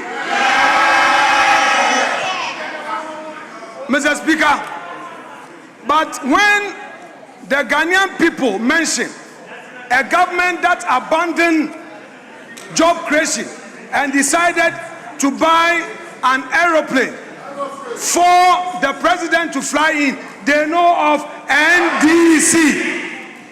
When the Ghanaian people mention leadership of deceit, hypocrisy, propaganda, they mention NDC. Mr. Speaker, when the people of Ghana mention of deceit in the implementation of one job, three shifts, they mention NDC. Mr. Speaker, when they mention the double standard government that said it frowns against tax waiver, yet comes into this chamber claiming that it is rather streamlining a contract signed by the previous government and grants a whooping $10.4 million to a single entity, they mention NDC. Mr. Speaker, I want to challenge the NDC. If indeed the Tata contract was that bad, go and cancel it. Go and cancel it. We don't want you to streamline it. Don't come and protect anybody. Go and cancel it. Come back to Parliament for the review of the resolution and cancel the contract. Cancel it. $10.4 million to one company. Mr. Speaker, our friends in the NDC, it appears that they got the power, they are dazed, they have lost control in just 12 months. Today, there are ministers who appeared in this chamber. Anytime we ask them, Have you received your releases? They are unable to answer. I want each of the ministers to dare the minority and be bold and state for Hansard whether indeed they received their releases. They received nothing. The government could not even prioritize its own programs. The government could not even implement its own programs. Ministers were left idle. Ministers were abandoned. Ministers became redundant. For those who were privileged to be members of this house, they found refuge in this house. This was their hiding place. They made themselves busy by always coming to this chamber instead of being at their offices to execute government business. Because Sikanu Wahi, Yebisa, almost say Atu forcing. Yebisa, Atu forcing. Atu is indeed forcing. Atu is indeed forcing. Atu, you are forcing. You are forcing. You are forcing. You are forcing the youth out of jobs. You are forcing to get 18% electricity tariffs. You are forcing to ensure that you create a new VAT basket to compel many of our small-scale businesses to get into this new threshold. And Mr. Speaker, you know what you're going to do? Atu, you are forcing many people out of jobs. Hey, if you meet this minister, I say Atu is forcing. No, it's not me. Oh, it's Atu. It's Atu. Hey, Atu. Mr. Speaker, to conclude, even Parliament is giving a paltry sum. Parliament has not been given sufficient allocation for its activities. Is it the government that cares? Must Parliament beg the government for its releases? Must government be begged for money to undertake its activities? Mr. Speaker, today, after succeeding in what I will call, the minority will call, judicial capture, they are on their way to ensuring Electoral Commission capture. But we tell you one thing, no matter what you do, no matter the intimidation, we, the mighty minority, we know that the better days of our country are ahead of us. We would hold your feet to the fire, would expose your incompetence, all your promises you made that you are unable to fulfill. We will not allow you to use propaganda to distract anybody. We will stay on course and hold you account to the very things you promised. Mr. Speaker, the finance minister was not here, but at the risk of being repetitive, Ghana Railway Development Authority, is there any railway ministry? Is there a Works and Housing Ministry? Go and check page 74, page 75 to page 76. Finance Minister, perhaps we may forgive you because you have an added responsibility at the Defense Ministry. Because they want you to buy the aircraft before you leave there. They want you to buy the presidential aircraft. Otherwise, why have they not appointed a new Defense Minister? They want you to finish that transaction. But your Deputy Minister and your technocrats, the various ministers, including the Roads and Highways Minister, where were they? Did this budget go to cabinet? Did they read over this budget? Finance Minister, this has never happened in the history of this country. You bring a budget of mistakes. You don't read over your budget. So, Mr. Speaker, by extension, every figure in this budget is compromised. We must now watch your figures again. That is how come you claim that within 3 months, you are going to achieve 74 billion in revenue. When over 9 months, you could achieve nothing much. Mr. Speaker, I shall conclude by urging the finance minister to take a cue from all the submissions from this side of the house, having exposed all the inaccuracies in this budget, all the propaganda in this budget, including all the submissions I have made at this dispatch box, specifically on pages 74, 75, and 76. To, without delay, and let me use a legal terminology, withdraw this budget statement forthwith and go back and do the right thing. Mr. Speaker, I rest my case.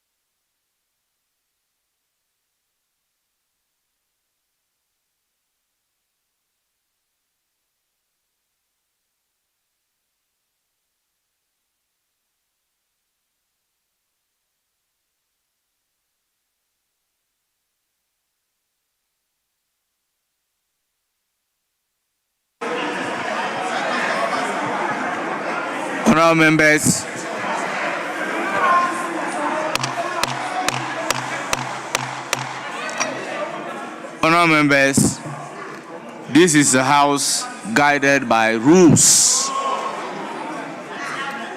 I will therefore refer to Standing Order 63, which has the marginal notes, language of proceedings. And I will want to read 63.1. The proceedings of Parliament shall ordinarily be conducted in English, except that a member may exercise the option to address the House in a local language if facilities exist in the House for the interpretation by the member or for contemporaneous interpretation. Honourable members, in clear violation, English and Ga has been spoken by the minority leader, which substantially has not been translated into English. Accordingly, I will order and direct that all the three spoken words, all the Gans, which has not been translated into English, be expunged from the record as if it does not exist.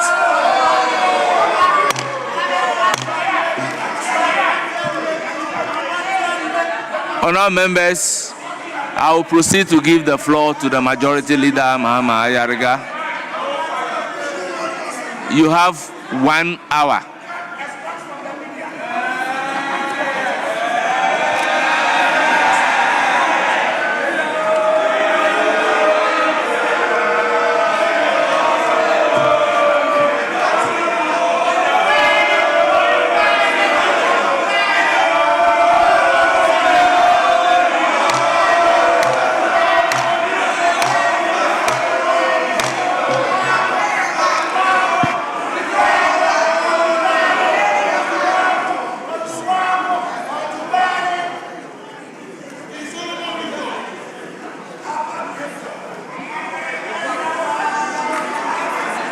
Majority Leader, you have the floor.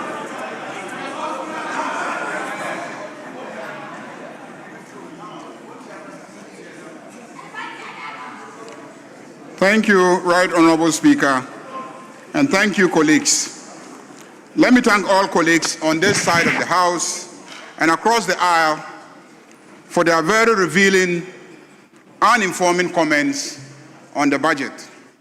Once again, some of our first-timers have risen to the occasion and made us very proud in this chamber by making very impressive comments on the budget. Your boldness and effective contribution have not gone unnoticed. A lot has been said in favor of the budget, and a lot has been said against the budget. I'll reaffirm some of the good things, and I'll respond to some of the criticisms. This budget and the policies underpinning it is to reset Ghana for growth, jobs, and transformation.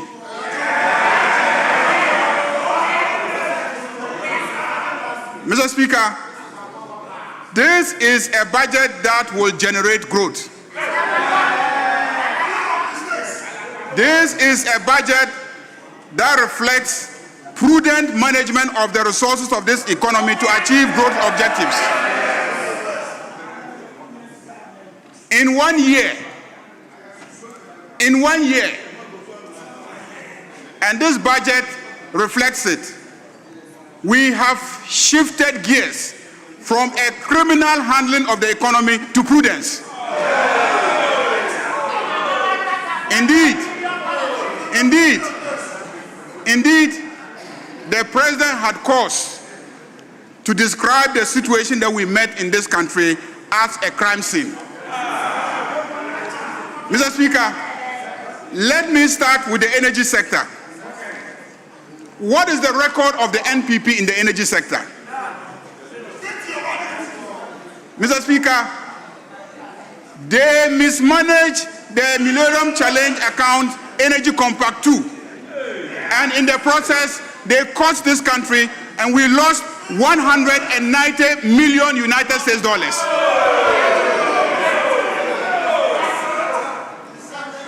Mr. Speaker, by giving the distribution sector to a certain PDS, which went and forged records in providing a payment guarantee. This is the record of the NPP in the management of the energy sector. Mr. Speaker, you want what is in the budget? You want what is in the budget? The situation at ECG is in the budget. Mr. Speaker, the recent container hold-up investigations report of the ECG reveals the mess at the ECG. Due to your negligence, demurrage of over 909 million Ghana cedis was incurred at the port. Mr. Speaker, corruption was at its height. Clearing contracts to the tune of 159 million was awarded. Mr. Speaker, a 127.6 million contract was awarded to a company which did not have customs house agent registration. Mr. Speaker, there was massive deviations in budget for procurement vis-a-vis actual procurements. 2024 planned procurement, and my friend opposite in 2024 at some point was chairman of ECG. 2024 planned procurement was 1.3 billion, but actual procurement was 6.8 billion. A deviation of negative 487%. And all these contracts were sole sourced, single source procurements. Mr. Speaker, ECG owed power producers over 60 billion Ghana cedis. As of December 2024, ECG owed power producers over 60 billion Ghana cedis. The energy sector as a whole owed over 1.46 billion United States dollars. That is over 20.8 billion Ghana cedis. You stand here and you ask us When is 24-hour economy starting? 24-hour economy will start when we have cleared the mess at ECG and we have created a 24-hour energy system. Mr. Speaker, what is the NDC management of the energy sector? What does the budget say? Mr. Speaker, the budget says that the energy sector has been better managed. We suspended all power purchase agreements. All power purchase agreements were suspended. We migrated all non-strategic state-owned facilities to prepaid metering systems. We are reintroducing private sector participation in power distribution without a PDS scandal. A second gas processing plant is being developed to save Ghana an annual expenditure of $350 million on liquid fuels to power generators. We are managing the energy sector more efficiently. With this project, Mr. Speaker, the second gas processing plant will save Ghana $481 million in forex every year. And Mr. Speaker, for those who are asking where are the jobs, when we construct the second gas processing plant, we will create 1,500 new direct and indirect jobs for the youth. Mr. Speaker, we renegotiated the IPP payments. Mr. Speaker, we have renegotiated the IPP payments. From 1.4 billion, we have renegotiated and we are paying 1.1 billion. We have saved Ghana $250 million United States dollars in the renegotiation exercise. And even the 1.1 billion, we are spreading it over 4 years. And as we speak, this budget reports that we are current on our payments to the IPPs. Last week when I was flying into Accra from Kumasi, at night, it was a sight to behold. Everywhere was lighted. It was not like in the MPP era. I challenge you, when you go to Kumasi, come back in the night, fly at night, and as you descend into Accra, you will see the beauty of Accra under the NDC.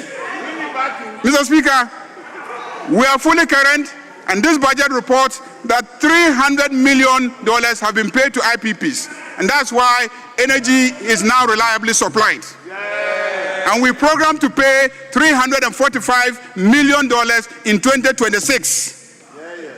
Mr. Speaker, this budget reports that ECG is better managed now. And let me at this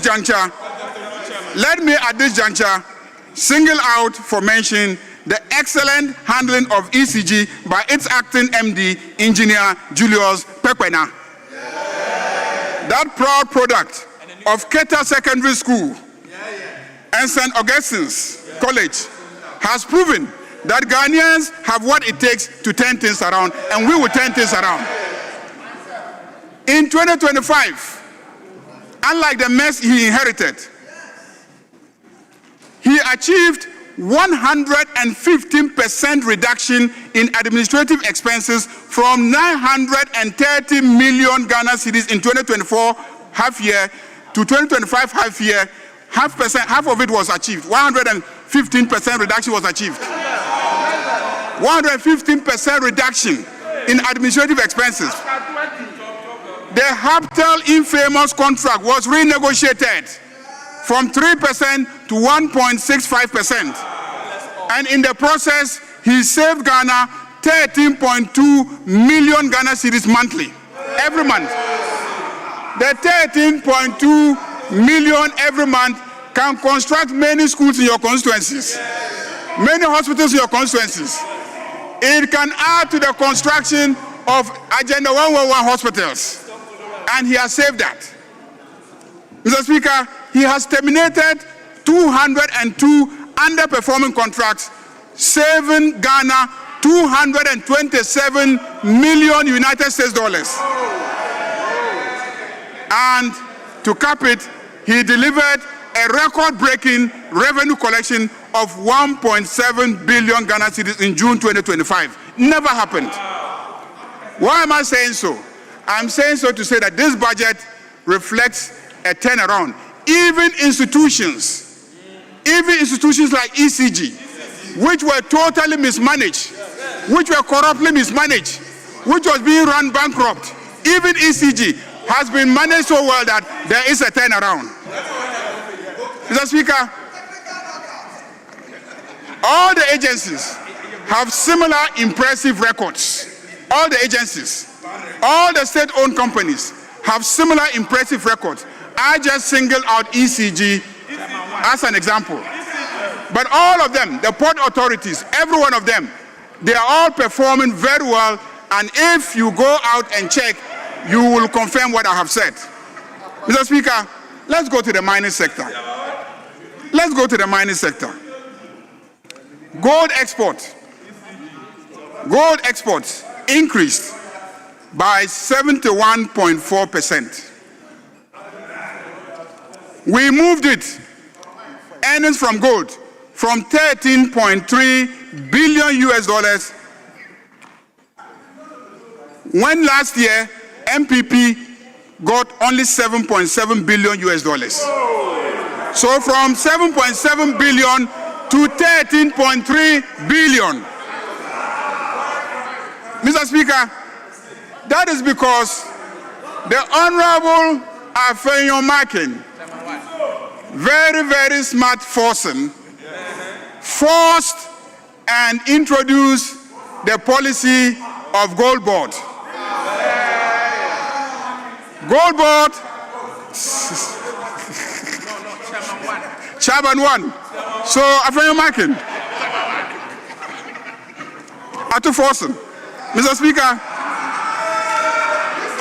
the introduction of Gold Board completely transformed the sector, and we are seeing the impressive results. Mr. Speaker, the debate about anti-Galamsey fight, and I've heard members on this side indicate that because we allocated only 150 million Ghana cedis, then we are not committed to the debate against the fight against Galamsey. Mr. Speaker, I am surprised. Who are we using to fight Galamsey? We are using soldiers. We are using police. We are using security agencies. Is their budget part of this 150 million Ghana cedis? They have their separate budgetary allocation. And that budgetary allocation will go to fight Galamsey. And if they need additional resources, then we will add the 150 million Ghana cedis to them. Mr. Speaker, and let me add that if we want to be very successful in fighting Galamsey, we must support the retooling of our security agencies. And so the budget to buy new helicopters, the budget to buy military equipment for the armed forces, all that will go towards making Ghana very capable of fighting Galamsey successfully. Mr. Speaker, I have heard colleagues question the amounts allocated for retooling the security agencies. If you see the number of young people who throng the various stadia looking to have an opportunity to serve in those agencies and the services, you will see the need for us to invest in those services. Because our youth want to join the army, they want to join the Air Force, they want to join the Navy. And if we don't retool them, if we don't invest in them, when they join, what will they be doing there? Mr. Speaker, and this budget has a provision for the cancellation of the tax on prospecting. If we cancel the tax on prospecting, do you know what will happen? many of the areas that are plagued with illegal mining activities tend to be people's concessions. Because they have difficulty in prospecting, they are not developing them. When you cancel the tax on prospecting, all these companies will move in and prospect. When they prospect, they will relinquish some areas. And when they relinquish those areas, you can convert those areas into community mining sites. And you can also establish medium and small scale mining licenses there. And those people who are engaged in galamsey, those who are engaged, if you go to all the places where we have serious problems, you will find out that the galamsey activities are happening in people's concessions. And we need to encourage them to relinquish them. And they will only do so after they have prospected and established that they don't need those sites. But small-scale miners can do well at those sites. Mr. Speaker, what is the track record of the NPP when it comes to the management of our gold? We haven't forgotten. We haven't forgotten about the royalties deal. Ajapa royalties. Ajapa royalties. When you attempted to sell all the future gold of this country, you try to sell all the gold, the future gold that will be mined in this country, the royalties. You wanted to collect the money ahead and spend it. It was when Ghanaians resisted that you stopped. That is why my uncle Martin Hamidou, in his corruption risk analysis, described someone as the mother serpent of corruption. It was as a result of what happened in the attempt to force Ajapa royalties on the people of Ghana. Mr. Speaker, let me go to the health sector. What is the track record of the NPP? I remember during Corona, there was a period of time when every day we will be locked up in our rooms, and then a certain man will come and say, fellow Ghanaians. Update number 8 of fellow Ghanaians. That's when he promised 88 regional and district hospitals. Later, it increased to 111. Mr. Honorable Tobin, Honorable Member for Anya Sotum, why are you in the habit of shouting from the back? Please, I didn't give you the floor to be on your feet. Please.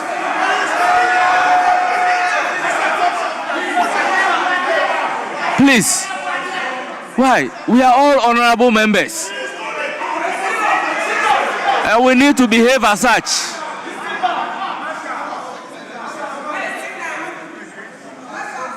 Yes, Majority Leader, continue. Mr. Speaker,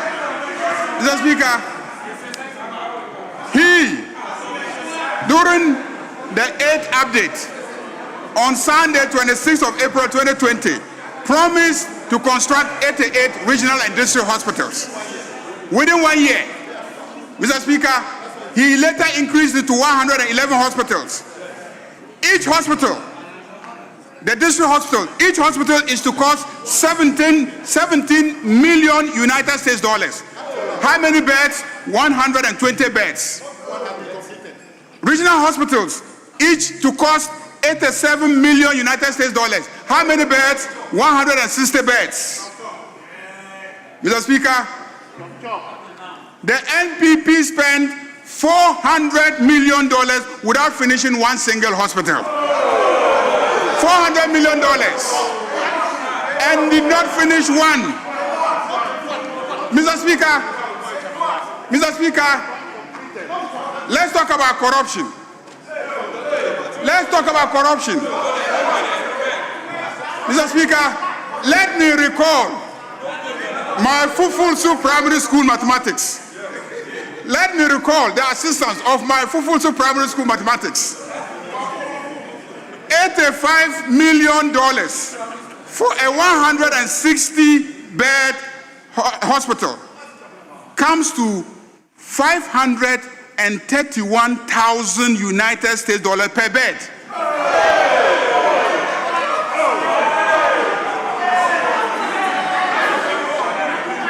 The NPP wanted to construct hospitals, and per bed, it will cost the country $531,000 United States dollars. Full mathematics. Mr. Speaker, the district hospitals, $17 million per 120-bed hospital. By the same full mathematics standards, each bed is going to cost the Ghanaian $141,000 United States dollars. My brother, the minority leader, has constructed a big hospital in his constituency. I'm aware. He said it in this parliament, in Winneba. Is that how much he constructed the beds for, the hospitals for, per bed? Mr. Speaker, this is a scandal of monumental proportions. And like I said, $400 million spent and not one single hospital completed. When even one district hospital is just 17 million by your standard. If you divide 400 million by 17, how many would you have completed by now? And you stand in this chamber, and for the past 1 week, you have no debating point except to say that we have not made provision for the completion of Agenda 111 hospitals. If you wanted to finish Agenda 111 hospital, you would have done so. And I'll show you how. I will show you how. Mr. Speaker, as election approached, they pretended that 3 of them had been completed. One at Trede, one at Kokobin, the other at Bokro. What did they do? They went and hired generators, went there and started, put the lights on, got the old man, His Excellency the former president, to come and commission it, put the plaque there, and when he left, they took the generators away and locked the place.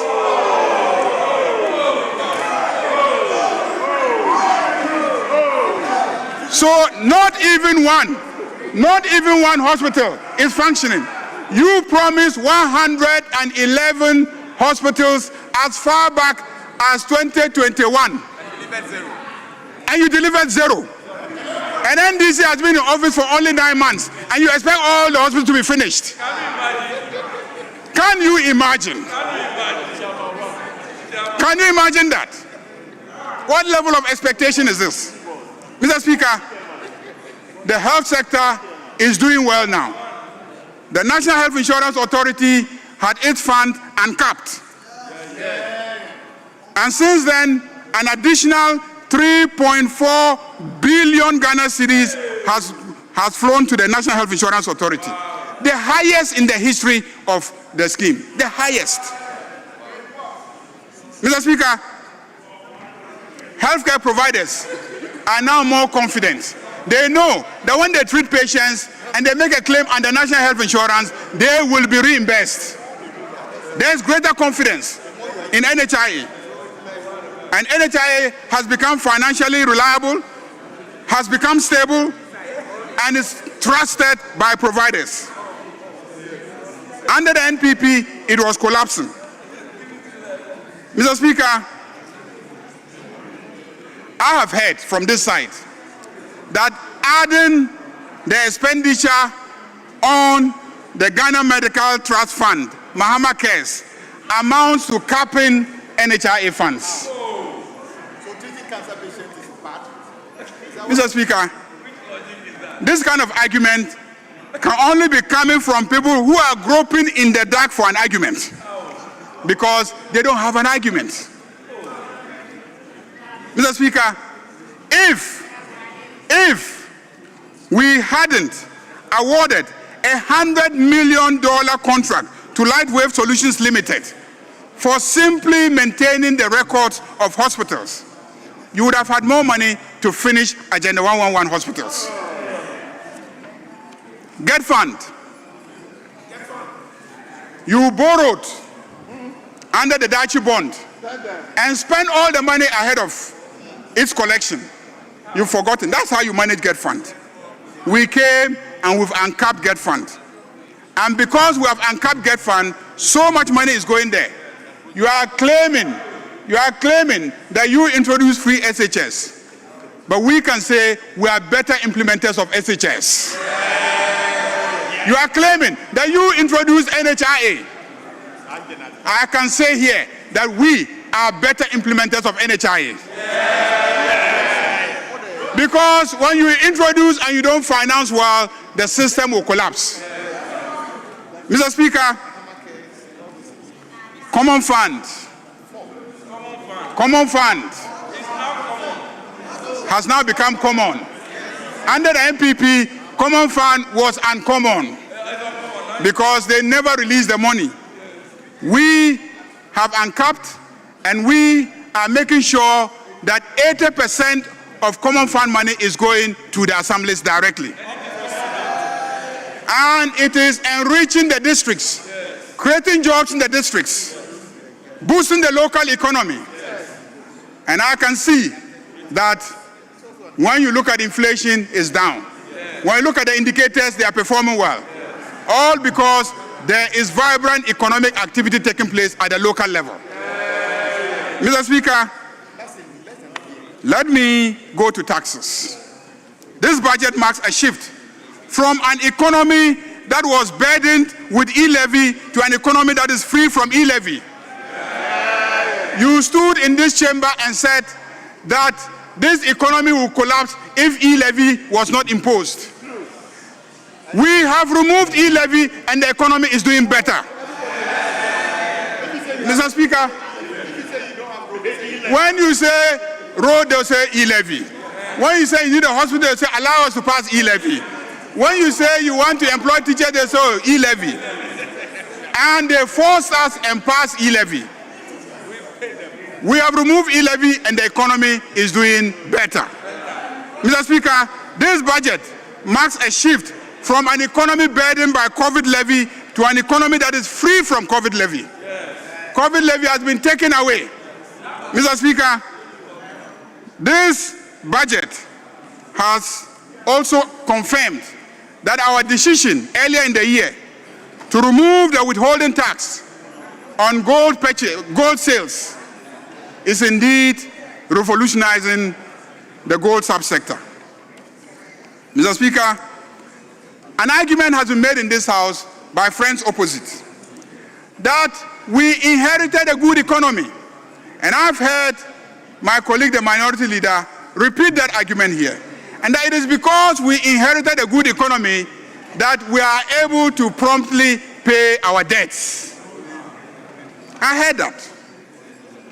Mr. Speaker, the reason why we are able to pay our debts is because we replaced fiscal recklessness and criminal management of the economy with honest, responsible fiscal management of the economy. We replaced recklessness with prudence. The era of bloated, opaque, and corrupt expenditures are no longer the order of the day. Because Atuforcing will not allow bloated, opaque, and corrupt expenditures. If that is what you say people are complaining about, this side of the House supports him. We will spend, but we will spend on the right matters. We will send the money to Common Fund. We will send the money to Get Fund. We will send the money to NHIA. Mr. Speaker, and we will spend and we will retool our armed forces. Mr. Speaker, if this government was dumping $58 million in massive holes in the name of building a cathedral, we would not have be able to honor our debt obligations. 97 million. Mr. Speaker, if we're looting and plundering the resources of ECG the way it was done in the past, we will not be able to honor our debts. If we're giving Haptel 3% of ECG revenues, we will not be able to pay our debts. ECG developed their own mobile app. And Haptel came and collected $12 million from them just to enhance that app. $12 million to enhance an app. And after that, they were taking 3% of the revenues that have been generated by the same app that ECG used their money to develop, for which Haptel collected $12 million to enhance. If we were managing the economy that way, we will not be able to honor our debt obligations. If we're wasting money on fraudulent schemes like Zipline, we're giving them $50 million to drop blood in rural areas. Those monies could have fixed the roads to those rural areas.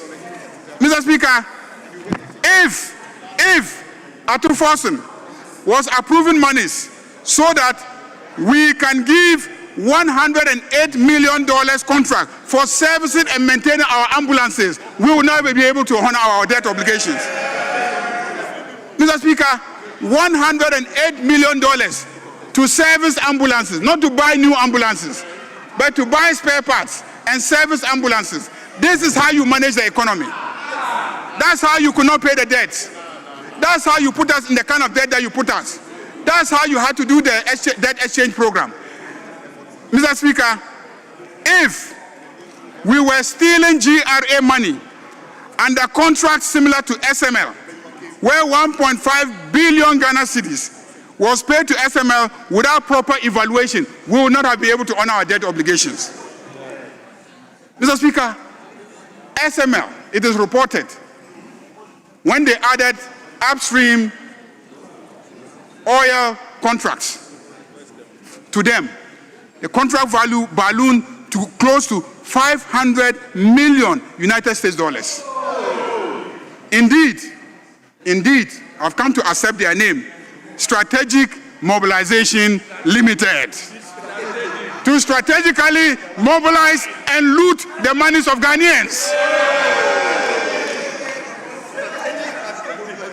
If you were not strategically mobilizing and looting Ghanaians' money, you would have been able to construct 111 hospitals in 4 years.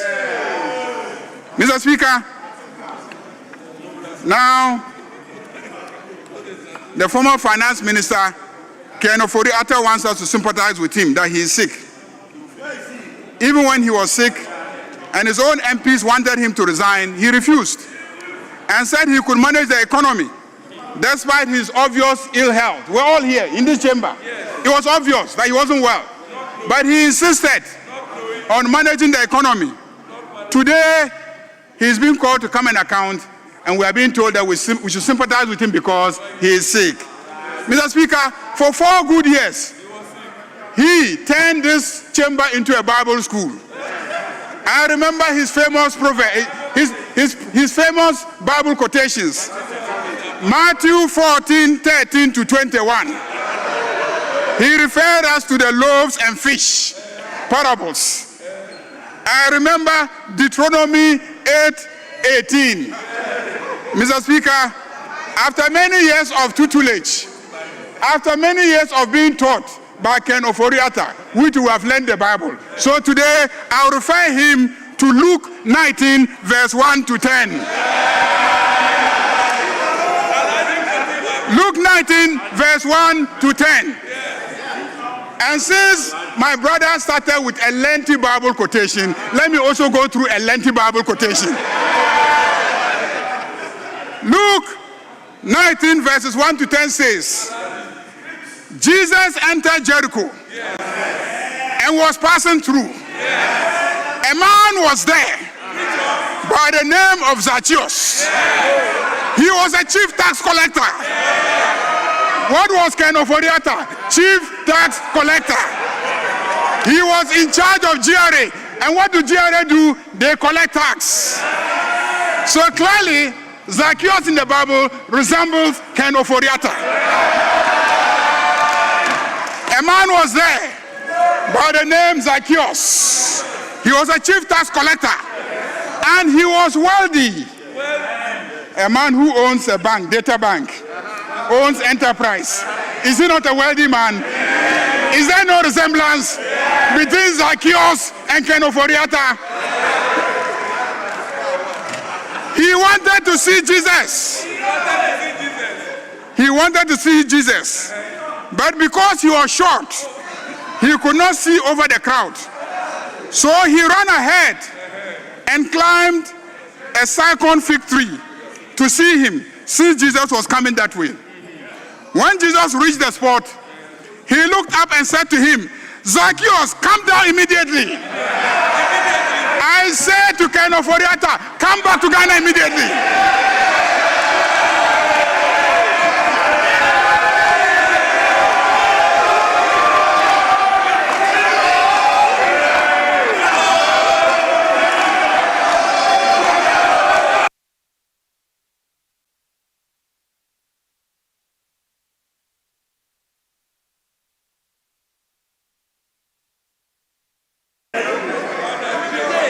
Zacchaeus! Zacchaeus! Oforiatta! Oforiatta! And Jesus said to Zacchaeus, I must stay at your house today. Mr. Speaker, if you recall, we tried to go and stay in his house recently. So he came down at once, and Jesus welcomed him gladly. All the people saw this and began to mutter, he has gone to be the guest of a sinner. The people said that Jesus has gone to be the guest of a sinner.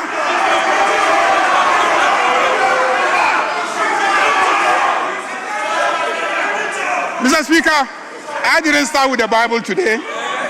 My brother started with the Bible today, and I'm just following his footsteps so that he knows I haven't forgotten my Bible lessons too. Mr. Speaker, the people said he has gone to be the guest of a sinner. But Zacchaeus stood up and said to the Lord, look, Lord, here and now I give half of my possessions to the poor. And if I have cheated anybody out of anything, I will pay back 4 times the amount. Ken Oforiatta, come back. If you haven't cheated anybody, come back. If you haven't cheated anybody, come back. And when you come and we determine that you have cheated, you have to pay 4 times.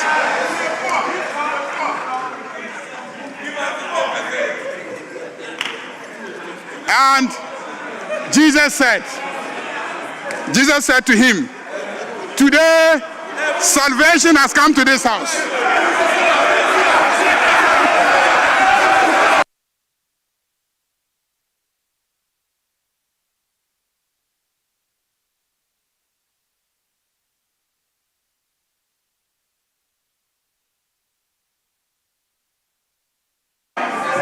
Honorable Mr. Speaker, Jinapo, it appears the members don't want you to leave. It appears they are happy about your presence. That's just by the way. Yes, Honorable Majority Leader, you have the floor. Mr. Speaker, and Jesus said to him, today salvation has come to this house because this man too is a son of Abraham. Ken Oforiatta too is a son of Ghana, so he should come home. The Son of Man came to seek and to save the lost. Mr. Speaker, I will end my Bible lessons here and to show to my colleague, my minority leader, that he doesn't know the Bible better than me. Mr. Speaker, if he doesn't know, my mother used to own a church. Let's continue. Financial sector mismanagement of the NPP. Paragraph 275,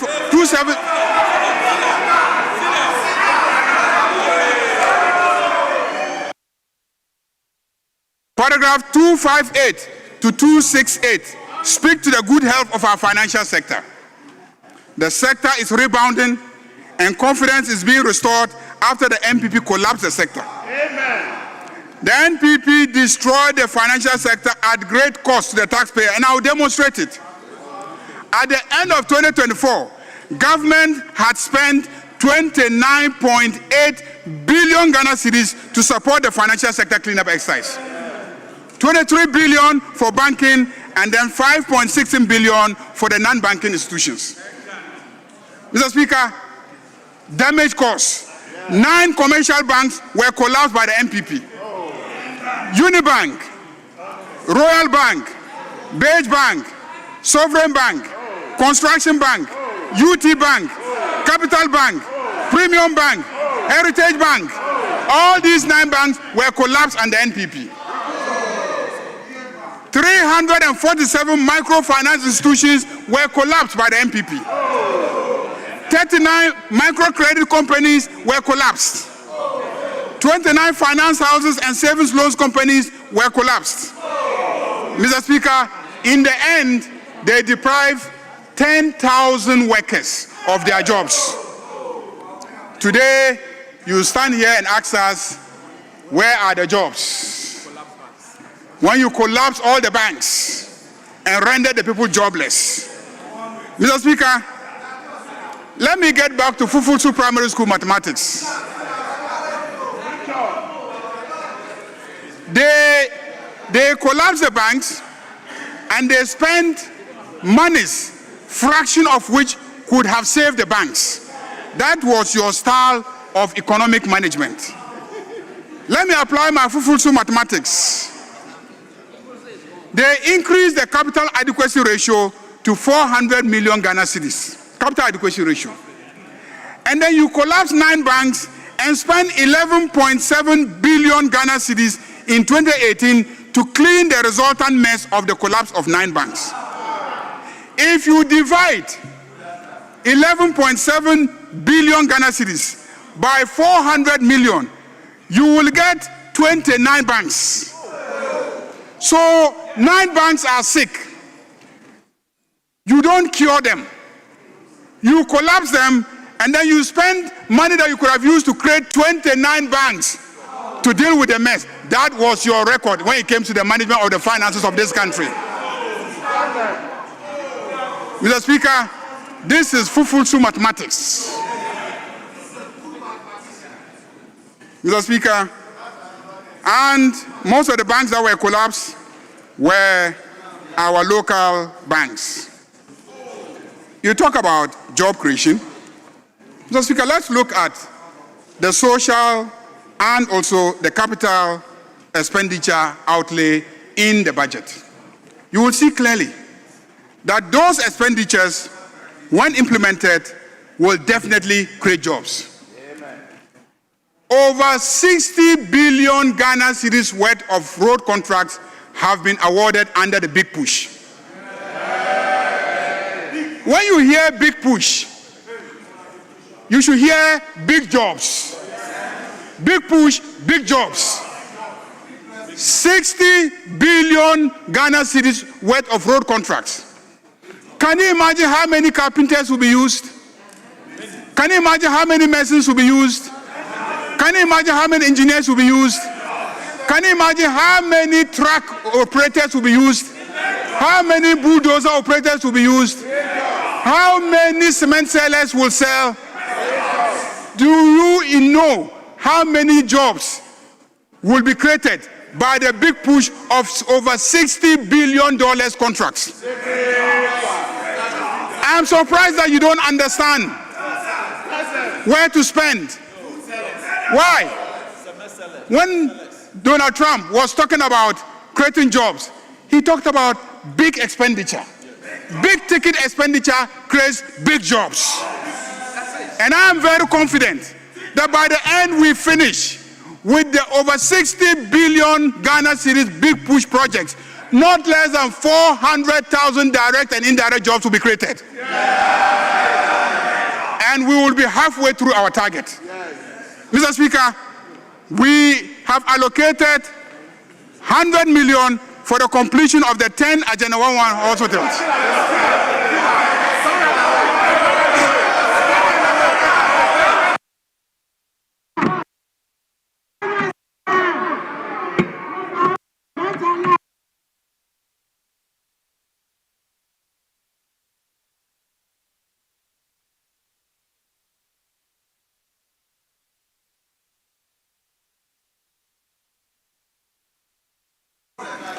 The kitchen is getting too hot. No, Kitchen is getting too hot. 100 million Ghana cedis for the completion of 10 Agenda 1 hospitals. Many jobs. 200 million for the construction of mini stadia. Many jobs. 200 new junior high schools. Many jobs. 200 new primary schools. Many jobs. 200 kindergartens. Many jobs. 400 4-unit teacher bungalows. Many jobs. 400 places of convenience. Many jobs. Mr. Speaker,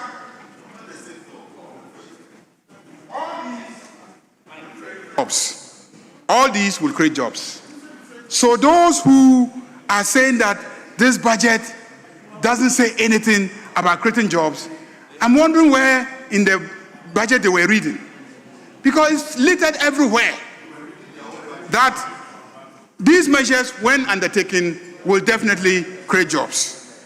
Mr. Speaker, let me go to social expenditure. We have allocated 1.1 billion to the LEAP program. 1.1 billion Ghana cedis to the LEAP program. It's never happened before.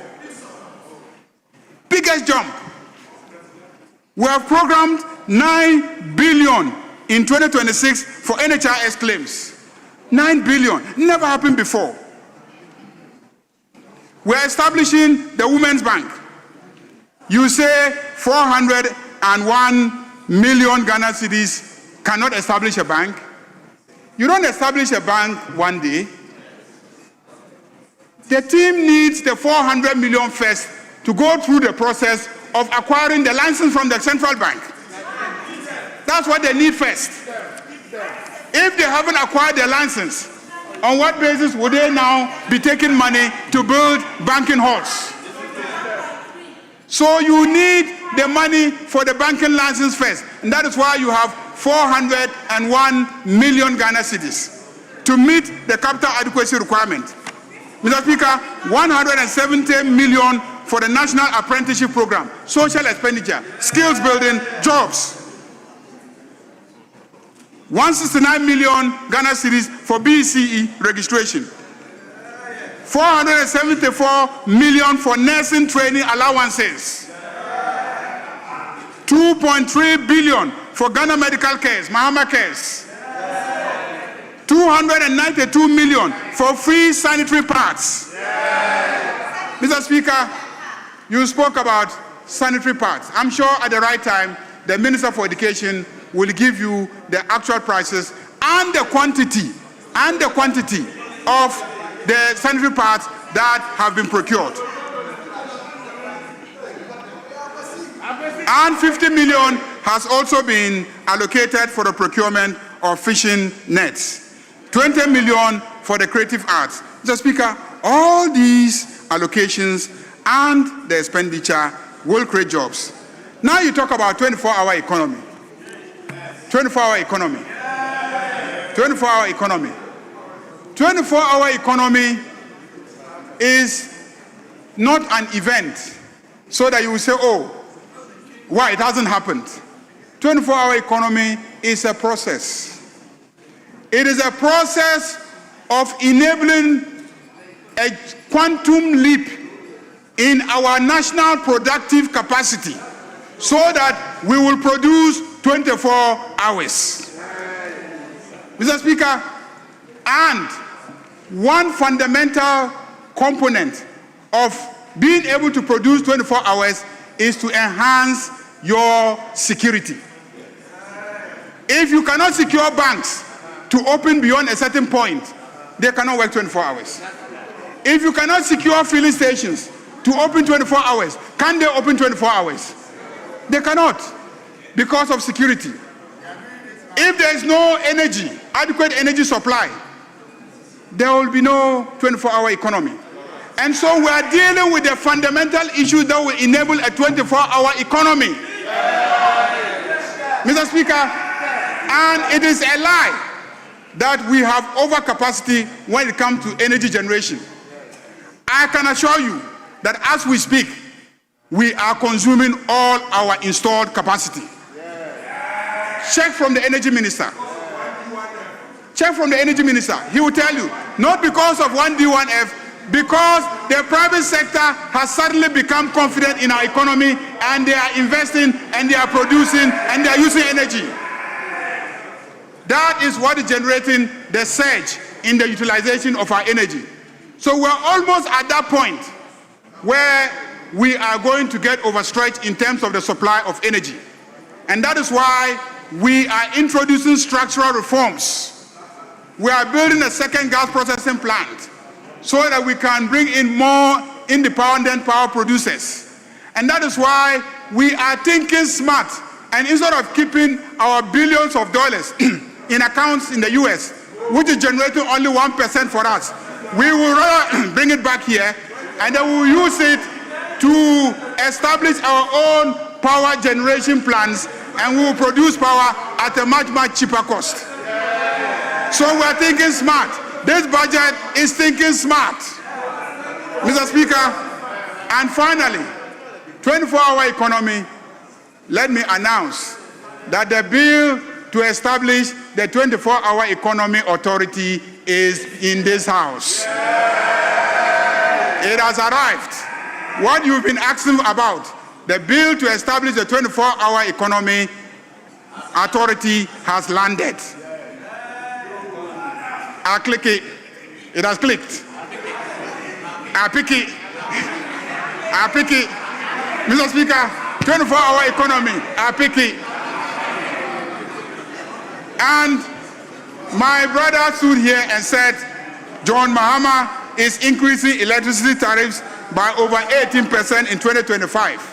Mr. Speaker, we are all listening to radio.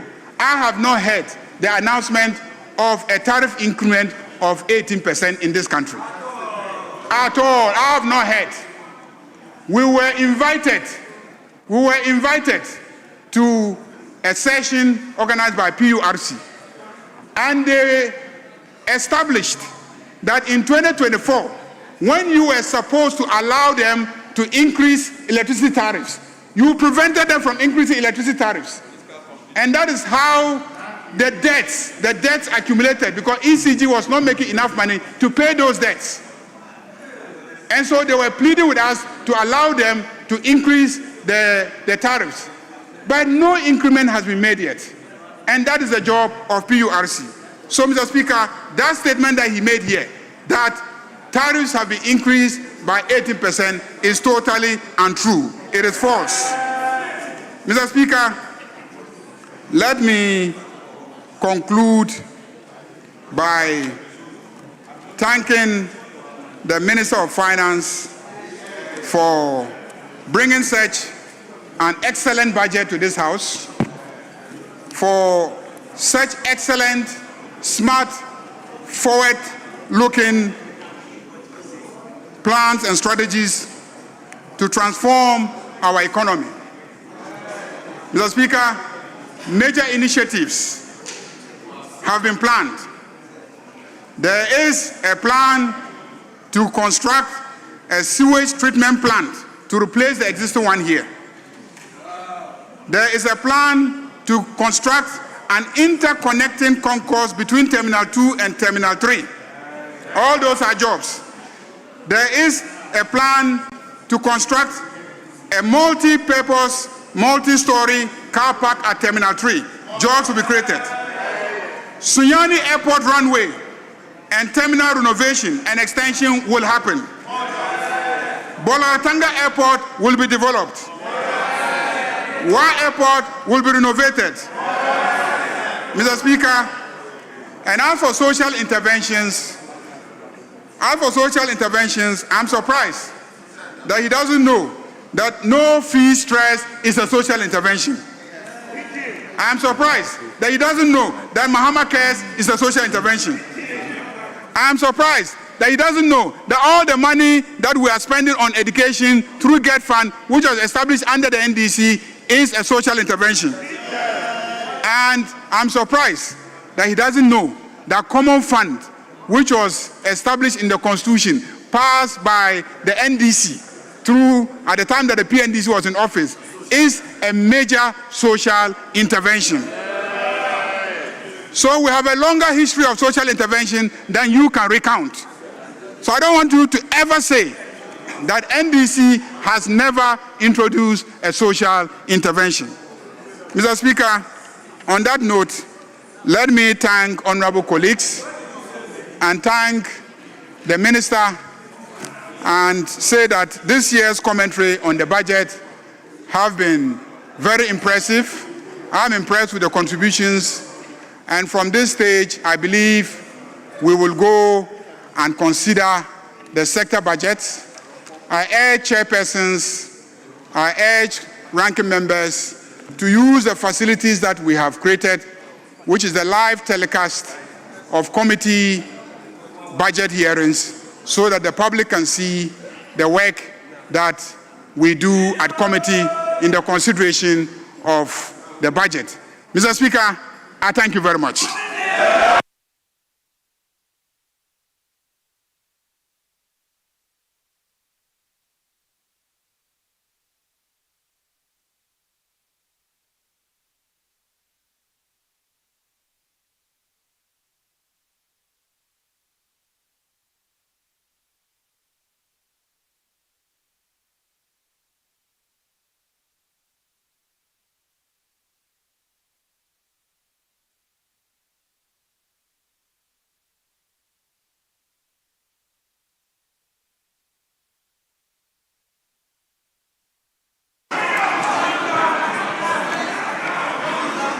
Honourable members, let me use the opportunity to thank the two leaders for their concluding remarks. I will therefore give the floor to the minister who presented the budget.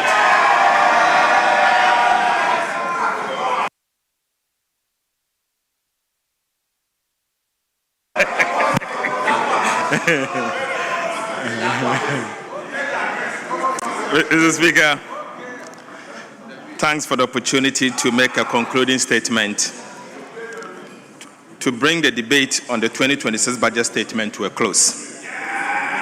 Mr. Speaker, 2 weeks ago, acting under the authority of His Excellency the President, I presented the 2026 budget statement and economic policy of government to this House. Since then, Mr. Speaker, honorable members have taken their turns to interrogate its policies and proposals. Many contributions have been constructive. Others, regrettably, were built on deliberate mischiefs, misunderstanding, selective reading of data, or argument that collapse the moment you place them beside the facts. Mr. Speaker, this is a House of Records. So in concluding, I'll take my time to correct some misimpressions and some information that has been placed on Hansard. Mr. Speaker, first, let me start with a statement made by Honorable Abena Osei-Asare on industry, growth, and 1D, 1F agreement. Mr. Speaker, my colleague, the Honorable Abena Osei-Asare, claimed that industry slowed because of 1D, 1F, and that 1D, 1F has been cancelled, and as a result, the industry growth has slowed. Mr. Speaker, according to the Ghana Statistical Service, the oil and gas subsector contracted by 18.1% in the first quarter of 2025 and 22.5% in the second quarter, averaging about 20.1% in the first half of 2025. That single structural shock pulled overall industry growth down to 3.4% in the first half of 2025. The cause was clear, Mr. Speaker, and this is because of three things. One, corruption in the sector, and two, underinvestment, Mr. Speaker, and most importantly, operational decline in the petroleum volumes, as we have seen. Mr. Speaker, it had nothing to do with the cancellation of 1D, 1F or realignment of 1D, 1F. Even more interestingly, Mr. Speaker, the subsector of which 1D, 1F beneficiaries actually sat grew by 6.3% in the first half of 2025. So, Mr. Speaker, I'm surprised to hear a former Minister of State at Ministry of Finance make argument that is not founded on data. Mr. Speaker, clearly, this has been misinterpreted and the actual details are not coming out. Mr. Speaker, this budget expands, it does not constrain. Mr. Speaker, let me take my time to point to certain key factors, expenditure lines in the budget that will expand industry. We are rolling out 500 million United States dollars oil palm development financing window. Mr. Speaker, we are also acquiring 4,000 agricultural machinery, 4,000 agricultural machineries to boost industry. Mr. Speaker, we have created new incentives for textiles, agro-processing and pharmaceutical industry that are export-oriented. Mr. Speaker, these are all in the budget.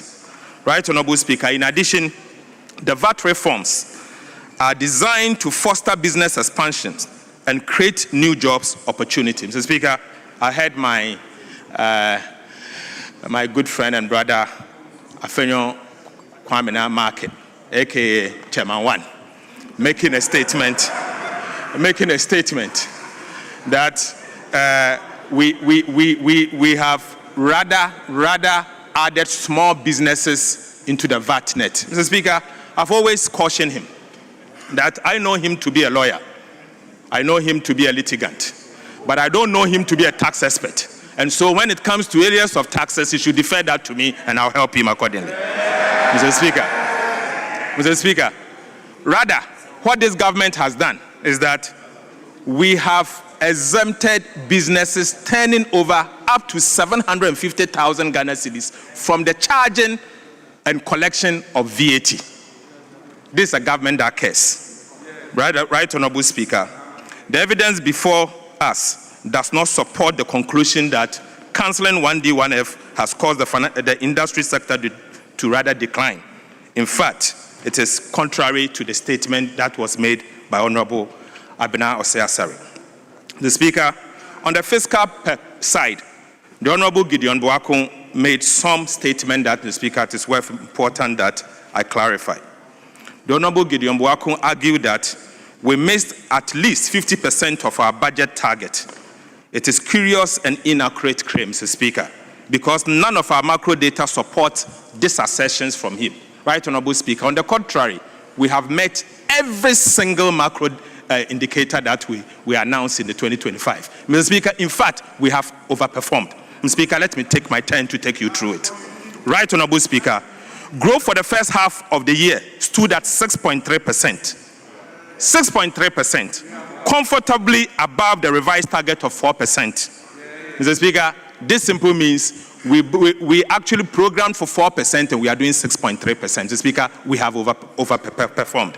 Second quarter, Mr. Speaker, inflation fell from 23.8% in 2024 to 8% by October 2025. Mr. Speaker, our target was actually 11%. We have overperformed. We have not missed the target. Mr. Speaker, growth, let me say it again. Mr. Speaker, we programmed to grow by 4%. As at first half of the year, second quarter, we have grown 6.3%. Mr. Speaker, I urge my colleagues to listen to the government statistician when he's speaking. Right, Honorable Speaker, the primary balance swung from a deficit of 3% of GDP in 2024 to a surplus of 1.6%. 1.6% in September 2025. Mr. Speaker, that is not underperformance, it is indeed overperformance. In fact, we programmed to do 1.5% of GDP. We have actually exceeded that. Mr. Speaker, the public debt, as at October 2025, decreased from 61.8% of GDP to 45% of GDP. Mr. Speaker, 45% of GDP. Right, Honorable Speaker, gross reserves strengthened from 4 months of import cover to 4.8 months of import cover. Mr. Speaker, every single indicator, we have not only achieved it, but we have actually outperformed the target. These are facts. Mr. Speaker, these are facts. They are recognized by the markets, by the investor community, recognized by rating agencies and international communities, including the IMF and the World Bank. These are facts. Mr. Speaker, this is not a profile of a government that misses target. In fact, this is a profile of a government that is regaining credibility through discipline. And that is the record of President Mohammed's administration. Mr. Speaker, I'll now take you to growth, jobs, and the logic that our colleague from the MPP raised. Mr. Speaker, the opposition, or the minority, through again the Honorable Kojo Oponkroma, Honorable Abena Sare, and then Honorable Dr. Amin Adam, says projecting 4.8% growth in 2026 after a strong first half growth in 2025 is illogical. In truth, it is responsible rather. Mr. Speaker, it is not illogical, but rather it shows how a responsible government should act. Mr. Speaker, we prefer realism to wishful forecasting. That is why our growth assumptions are anchored in evidence, not political bravado. Mr. Speaker, this is critical for economic management. And because, Mr. Speaker, they are anchored in evidence, they are also very credible. And we will ensure that these our credible projections are achieved by the end of the year. Mr. Speaker, the Honorable Amin Adam further cast doubt on inflation outturns and suggested that the 2026 budget is growthless and jobless. This assertion is also far from accurate. Mr. Speaker, indeed, it cannot be the case. Ghana's disinflation is not a coincidence, but as a result of deliberate policy interventions. Mr. Speaker, we did not just achieve the numbers that we are seeing. It is as a result of deliberate policy interventions implemented by the Bahama administration. Data from the Ghana Statistical Service showed that food inflation was the main driver of price volatilities that we see. So we responded with targeted large-scale supply-side actions. Mr. Speaker, we take those data very serious and we respond appropriately. And let me tell you what we did, Mr. Speaker. The Feed Ghana input expansion and vegetable value chain, as you can find in the budget in paragraph 430 to 433, tells you exactly what we have done. Mr. Speaker, irrigation covering more than 10,000 hectares also tells you exactly what we have done. Mr. Speaker, mechanization through the Farmer Service Center will tell you exactly what we are doing to tackle food inflation. Mr. Speaker, no wonder inflation is declining from 23 to 8 and projected to go down more. Mr. Speaker, we are backing this with a construction of 1,000 kilometers of agriculture enclave route to cut transport costs and ease market access. Right, Honorable Speaker, aside that, we are investing 200 million Ghana cedis through the Ghana Buffer Stock Company to be able to buy excess and glad food in the market. Mr. Speaker, this is what it means for us to use data to shape government policy. Mr. Speaker, I take you now to what we call the credit rating agency and the stability story, as was criticized by the Honorable Tweneboa Kodua Fokuo. Mr. Speaker, the Honorable colleague, the Honorable Tweneboa Kodua Fokuo, have argued that Ghana's credit rating upgrade was as a result of high commodity prices. Mr. Speaker, let me put on record that cocoa and gold prices did not suddenly jump in 2025. They were high in the year 2023 as well. Mr. Speaker, yet in 2023, under the previous administration, the cedi collapsed when commodity prices were high. Mr. Speaker, reserves declined when commodity prices were high. Honorable Debt Minister, actually surged. Honorable Minister, you can pause for now. The Speaker will take the chair. Please, you can continue. Minister, you can continue.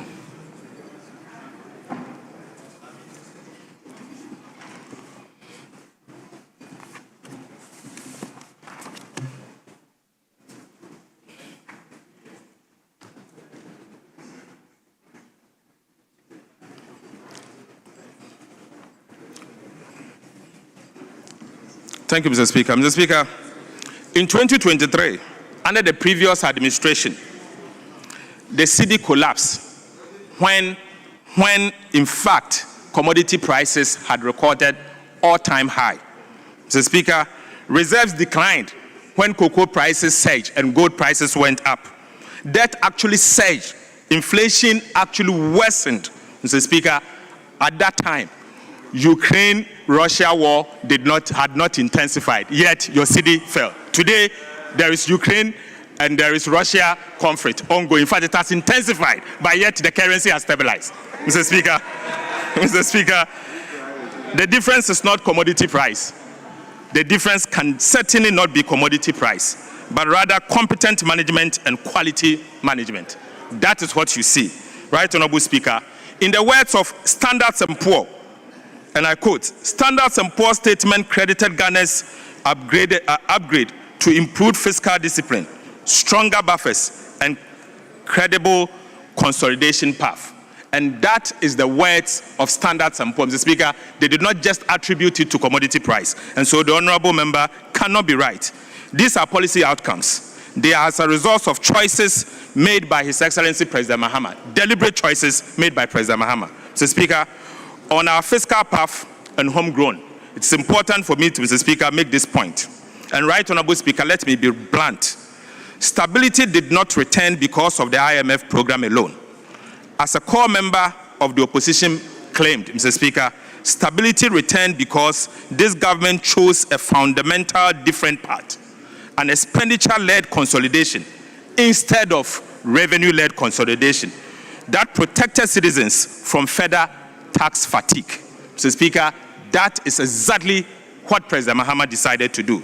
We cut waste, we reset expenditure to 2023 levels, we enforced commitment control, we audited arrests, we aligned cash to priorities, we restored discipline across MDAs and coordinated monetary policy with a clear anchor. Mr. Speaker, we did not leave the central bank alone to anchor the national currency. The Ministry of Finance and the government got involved to anchor the national currency. That is the difference that you see. Mr. Speaker, that is how you restore confidence. That is how you stabilize the currency. And that is how you rebuild credibility across an economy. Mr. Speaker, that is important to know.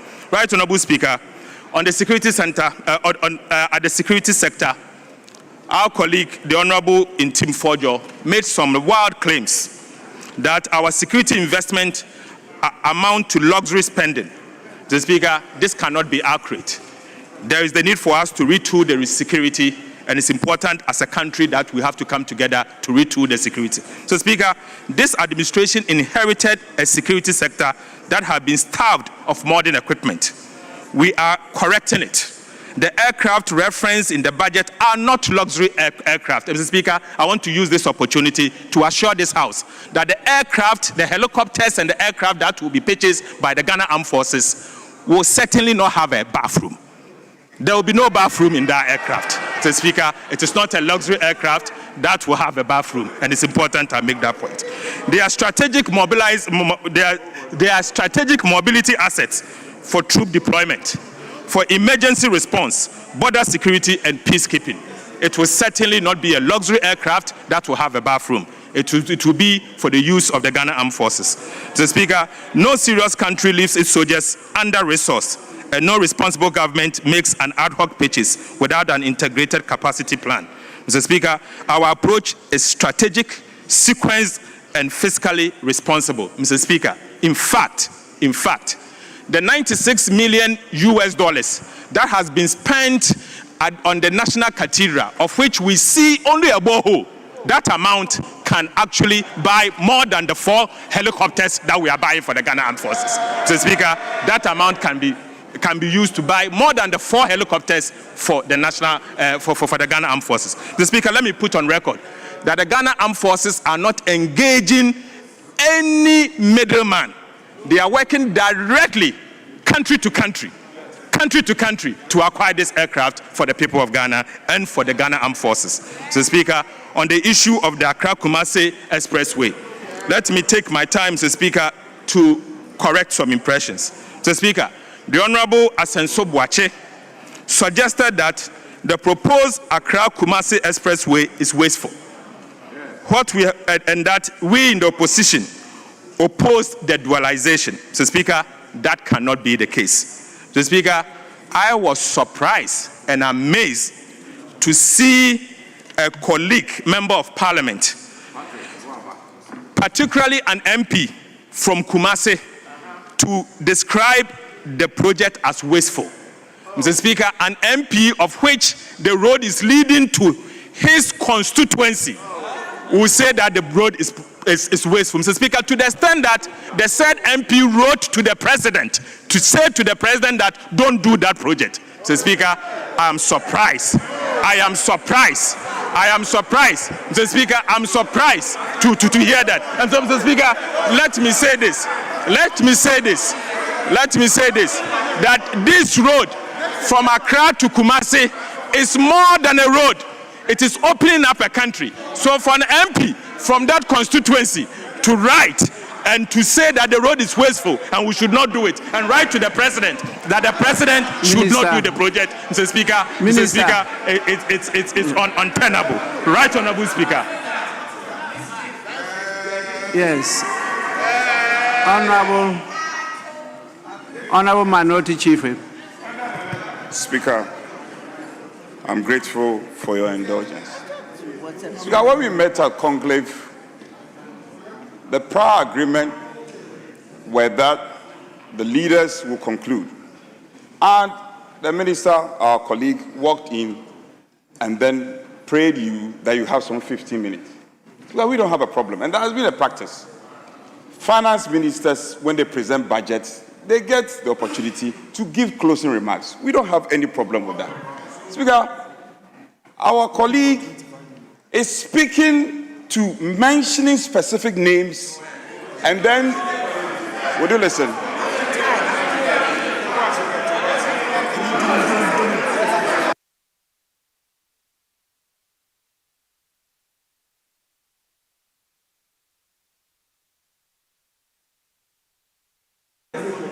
Speaker, if anybody on the majority side wishes to speak, get up and catch the other speaker. Speaker, it cannot be. The minister, we don't have a problem if he's giving closing remarks. He had begged for 15 minutes. Now he's mentioning specific members and attacking them. Now, Speaker, if it is the case, these colleagues are not in the chamber. And largely,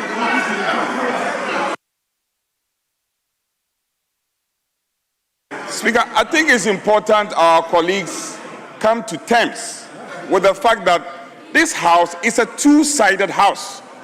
You have your side, we have our side. Now when I'm speaking, you don't want me, you are interrupting me. Why? Get up and catch the other speaker. You cannot interrupt me. If you want to speak, catch the other speaker. That is how decent discussions are. Honorable Minority Chief Whip, please. I allowed you because I thought you were going to raise a point of order. So far, you've not done that. Speaker, with respect. Yes, Speaker, with respect, if I may. Speaker, I didn't want to come under 1, 2, 3. You may not. You may not. Please, Speaker, let the minister conclude. Let the minister conclude. Please, Minister. You should be concluding. You are attacking us. We won't get the opportunity to rebut. Right, Honorable Speaker. I began my submission by saying that this is a house of records and that it is important for me to correct some misimpressions created during the debate. Mr. Speaker, during the debate, throughout the debate, I made sure my deputy sat through the debate to listen, together with staff from the Ministry of Finance sitting at the gallery to take notes, so that, Mr. Speaker, I'll be able to respond and during the conclusion. Mr. Speaker, what I'm doing here is to correct the misimpressions and to put on record that these data, as being provided by my colleagues opposite, cannot be accurate. Mr. Speaker, on the issue relating to the Accra-Kumasi Expressway, Mr. Speaker, I wish the honorable colleague, a member of parliament who made that statement, is here in this house, so that I can challenge him that if he has not written to the president. Mr. Speaker, I want to put it to him, if I wish he's here, for him to say it, that if he has not written to President John Mahama, saying, Mr. Speaker, I'm not alleging, I want him to prove it. Mr. Speaker, I want him to first deny here so that I can provide you evidence. Mr. Speaker, he did not only stop there. He went on to describe the road leaving Accra to Kumasi, the first expressway of its kind, as wasteful. Mr. Speaker, it can't be wasteful. It cannot be wasteful. It is actually transformational. It is what will open this country up. Mr. Speaker, the Chinese says that if you want to get rich, build roads first. We will get rich and we'll build the roads that will connect this country properly. Right, Honorable Speaker, let me use this opportunity to also correct some misimpressions around the value for money office. Mr. Speaker, the Honorable Lawrence Ajinsem misunderstands the purpose of the value for money office, and such, during his presentation, he made certain assertions. Mr. Speaker, he is of the view that PPA can perform that function. But Mr. Speaker, let me take my time to explain what this value for money office seeks to do.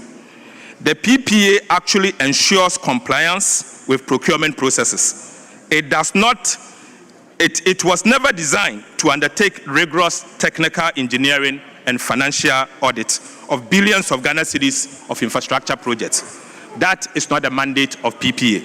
Mr. Speaker, Ghana needs both compliance and value for money. That is why the value for money office is not a duplication. It is rather a protection. It is a firewall between taxpayers and inflated contracts. Mr. Speaker, it is important for us to understand that PPA cannot be the same as value for money office. And why Ghana needs a value for money office, Mr. Speaker, I can simplify this in 6 bullet points only. Mr. Speaker, first, procurement compliance is not value for money. The PPA focuses on procurement procedures, not cost efficiency, life cycle costing, technical soundness, or post-contract verification. Mr. Speaker, again, this closes legal and institutional gaps in the PFM Act. Right, Honorable Speaker, the current Public Financial Management Regulation requires PFM assessment only for single source procurement. Mr. Speaker, a dedicated VFM office extends this assurance to all public projects, procurement methods, and funding sources, including PPPs, SOEs, IGF projects, and donor-funded projects. Mr. Speaker, this has never been the case under the old architecture, and so it's important for us to correct that. Mr. Speaker, this will also prevent inflated prices and cost overruns. Right, Honorable Speaker, Ghana lacks a central mechanism, particularly to benchmark prices, and it's important for us to create that. Mr. Speaker, again, it provides technical assurance and cross-border, technical assurance across the entire project life cycle. Mr. Speaker, that is also very important for us to actually explain. Mr. Speaker, the PPA office will create an independent oversight mechanism. Up to today, that is missing. And it also aligns with Ghana and global best practices. Mr. Speaker, it's important for me to stress that today, as we speak, we have value for money office structure in the United States, in Canada, right, Honorable Speaker, in the UK, again in Singapore. All these countries today have a value for money office different from their procurement architecture. And so, Mr. Speaker, getting PFM architecture that will ensure value for money by creating a value for money office that will be equipped with the right people will be important for our country going forward. Right, Honorable Speaker, the PPA regulates procurement procedures and does not provide project delivery as far as fair pricing is concerned. Its mandate is limited to checking it against certain flaws that we have seen. Mr. Speaker, the VFM office is adding additional layer and to ensure that our contract deserves and gets the needed pricing that we have seen that is missing in this country. Mr. Speaker, unfortunately, overpricing has become a big issue in this country. Overpricing of contract has become endemic in our country, and so it's important for us to deal with it. Mr. Speaker, I will end by making this statement. Right, Honorable Speaker, this budget delivers the following for the ordinary Ghanaian. We allocated 1.1 billion Ghana cedis to LEAP to protect the vulnerable. Aside that, we allocated 401 million Ghana cedis for the Women's Development Bank. We allocated 8.9 million Ghana cedis for District Assembly Common Fund. of which 7.2 billion Ghana cedis will go to the assemblies directly. 7.2 billion cedis will go to the assemblies directly. So, Speaker, we also allocated 500 million Ghana cedis to the district housing scheme. 20 million Ghana cedis was allocated to support Kumewood so that we can grow the film industry. Mr. Speaker, 2.3 million Ghana cedis was allocated to the Mahama case. 3 billion was allocated for textbooks, and 30 billion was allocated for the big push. So, Speaker, let me conclude by saying this. My colleague, the Honorable Afenyo Makin, made this statement. The Honorable Afenyo Makin made this statement that we should name one single social intervention that we have introduced since we came to office. Mr. Speaker, I don't know whether he's heard of the almighty no-fee stress. Mr. Speaker, that is a social intervention policy.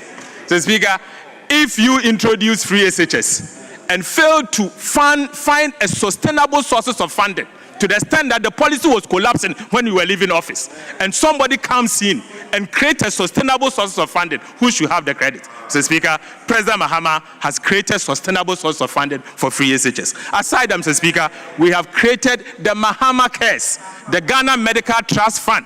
It is a social intervention policy. Mr. Speaker, that has been created by the NDC administration. Right, Honorable Speaker, let me say this. Ghana is on course. John Mahama is on course, and NDC is doing well and serving the people of Ghana with discipline. Mr. Speaker, we will do just that, and we'll do it for the people of Ghana. Mr. Speaker, I conclude.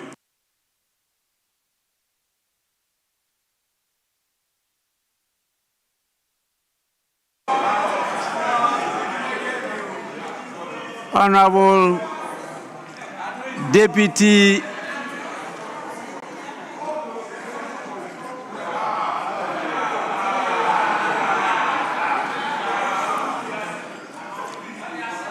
Honorable Deputy Minority Leader, the Minister has concluded.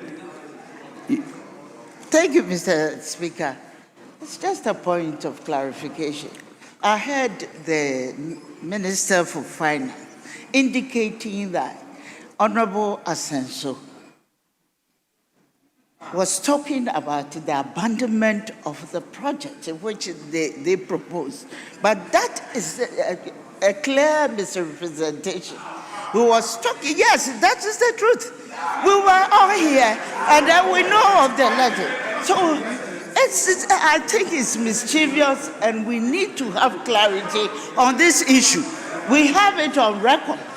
We have it on record that he was saying that there's an existing project which is almost completed. So he should complete it. That was the suggestion. So, Mr. Speaker, for point of clarification, I think we should all be fair to each other. And the letter didn't even state that. Thank you very much. Well, Minister, I wanted to say something. Because you are reopening the debate. I have the letter. And I don't want it, but once you said it, yes, the Minister has the right to reply. Mr. Speaker, I have a copy of the letter with me. And so, Mr. Speaker, I want to send the letter to you. But, Mr. Speaker, I can read the details to you. Mr. Speaker,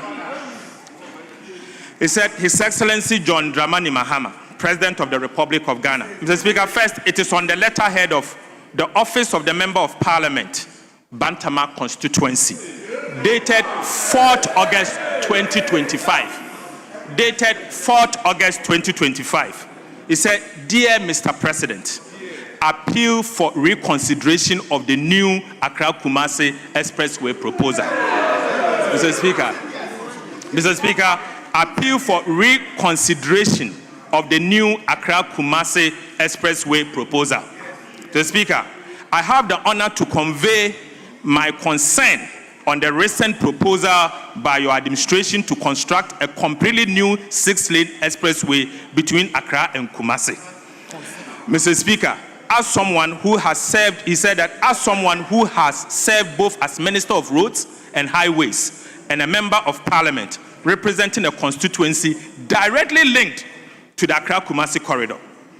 I fully appreciate the strategic importance of this route to our national economy, but it remains the most critical arterial road in this country, Ghana, linking our two largest cities and serving as a vital economic lifeline. But however, Your Excellency, since John Ejekum Kufuor administration, significant progress has been made in dualizing the corridor. Over 100 kilometers of the 240 kilometers stretch has been completed, with an additional 46 kilometers currently under active construction, including strategic bypasses at Enyinem, Osino, Enyinase, and Konongo, as per the country's own records. Mr. Speaker, it went on to say that the fiscal progress on this bypass ranges from 58% to 100%, with only 94 kilometers left to be dualized. The recent announcement to initiate a completely new expressway project, whilst these projects are underway, raises genuine concern, and I am particularly struck by the road minister's own admission that the ministry is in the process of hiring a consultant to undertake the feasibility study for the new project. This suggests that there is no final design, no cost estimate, no secured funding for the proposed expressway. Yet, Your Excellency stated publicly that construction will begin next year and be completed before your term ends. A timeline less than 3 years. With my expertise and experience, I can say without any fear of contradiction that this timeline is not feasible. It went on to say the following: with the greatest of respect, Mr. President, such pronouncement made ahead of critical project milestones like feasibility, costing, environmental clearance, and financing risk undermining our credibility in infrastructure phasing and infrastructure planning and public investment management. Moreover, Article 35(7) of the 1992 Constitution enjoins government to continue development projects initiated by previous administration in the national interest. It went on saying that abandoning an ongoing project, one that is technically sound, economically justifiable, and already delivering results, contradicts this constitution directive and may set a bad precedent for wasteful governance. So, Speaker, it went on to say that I am aware that the Minister for Roads and Highways has raised concerns about alleged cost overruns arising from project variations, which, while such claims deserve to be thoroughly investigated and, if necessary, addressed through appropriate corrective measures, they should not serve as justification. They should not serve as justification for abandoning the entire project. It went on to say that in the context of Ghana's current fiscal constraint and competing, I will share it. I have not shared anything. It's here. I have it here. I'm reading. He said that, Mr. Speaker, no, let me read it. I'm reading, Mr. Speaker, he's not listening. Listen to me. I have it here. I'm sharing it with you. Mr. Speaker, let me read everything. Mr. Speaker, abandoning the entire project, variations and cost adjustment are common in major infrastructure works and can be managed within existing contractual and legal framework. Discontinuing a critical national project on the basis of unresolved variations not only undermines continuity, but also set a troubling precedent for future infrastructure development. Mr. Speaker, in the context of Ghana's current fiscal constraint and competing infrastructure needs nationwide, I respectfully submit that it would be far more prudent to complete the existing dualization project than to commence a new, significant, more expensive one. Mr. Speaker, the resources, he went on to say that the resources needed for a fresh expressway could instead be channeled into completing the ongoing Accra-Kumasi dual carriageway and address other critical roads such as the Eastern Corridor, Coastal N1 Corridor, and Kumasi-Tamale Highway. He went on to say that, Your Excellency, My concern is born out of, it's not born out of partisanship, but in the interest of continuity, prudence, and national development. I respectfully urge you to review the current course and provide leadership that consolidate, not disrupt, the modest gains we have made as a country. Please accept, Your Excellency, the assurance of my highest consideration. Mr. Speaker, clearly, Mr. Speaker, this is what he said. He said that the project should not be continued. This is what he said. So everybody knows what is this. Mr. Speaker, we all know what he said.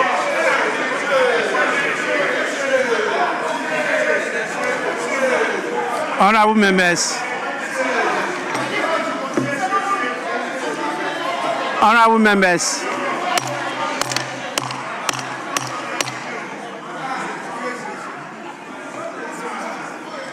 Honorable members, at the time the honorable member referred to made his submissions, I was presiding. And exactly what the minister read is exactly what he submitted.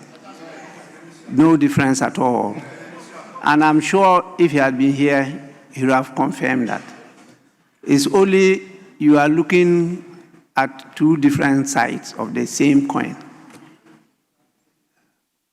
It's half empty, it's half full. That's all what is happening. If not, it's the same thing that he submitted here. Honorable members, we have now come to a successful end and conclusion of the commentary on the statement by the Honorable Minister for Finance on the budget and economic policy of government for the year ending 31st December 2026.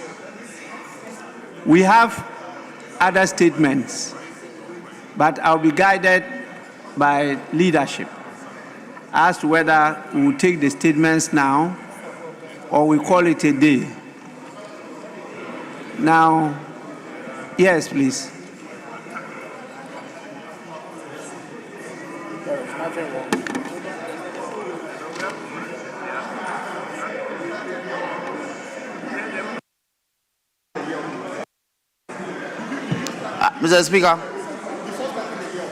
Mr. Speaker, we had agreed that after the leaders have concluded the comments on the budget statement presented by the finance minister, and having listened to his concluding remarks, we'll call it a day.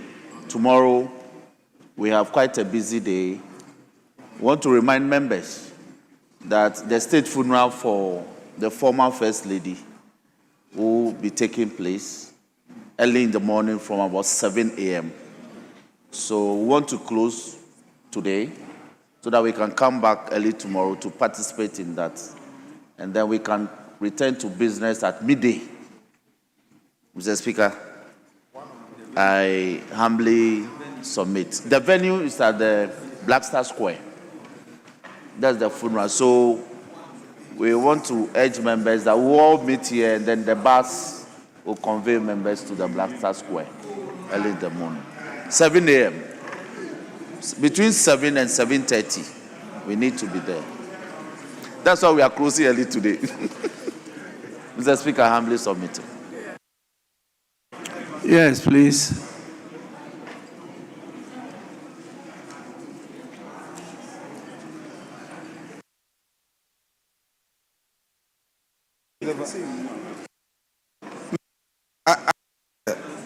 My respected colleague, the Chief Whip, has an important matter. After that, I can now come. Speaker, the call by the Chief Whip for us to draw the curtains doesn't find favor with us. And the reasons are not far-fetched. Listen to me carefully. Well, effectively, we have about 13 days to ultimately pass the appropriation. Now, we are also today at the Business Committee being counseled by leader that there is supposed to be a program of involvement of stakeholders at the budget estimate hearing. What does it mean? This is something we are doing for the first time. So there's a potential that this process will drag. I am worried that if you are not careful, this process will drag. Why? You are telling us that we should be changing our mindset and resetting and be talking about 24-hour economy.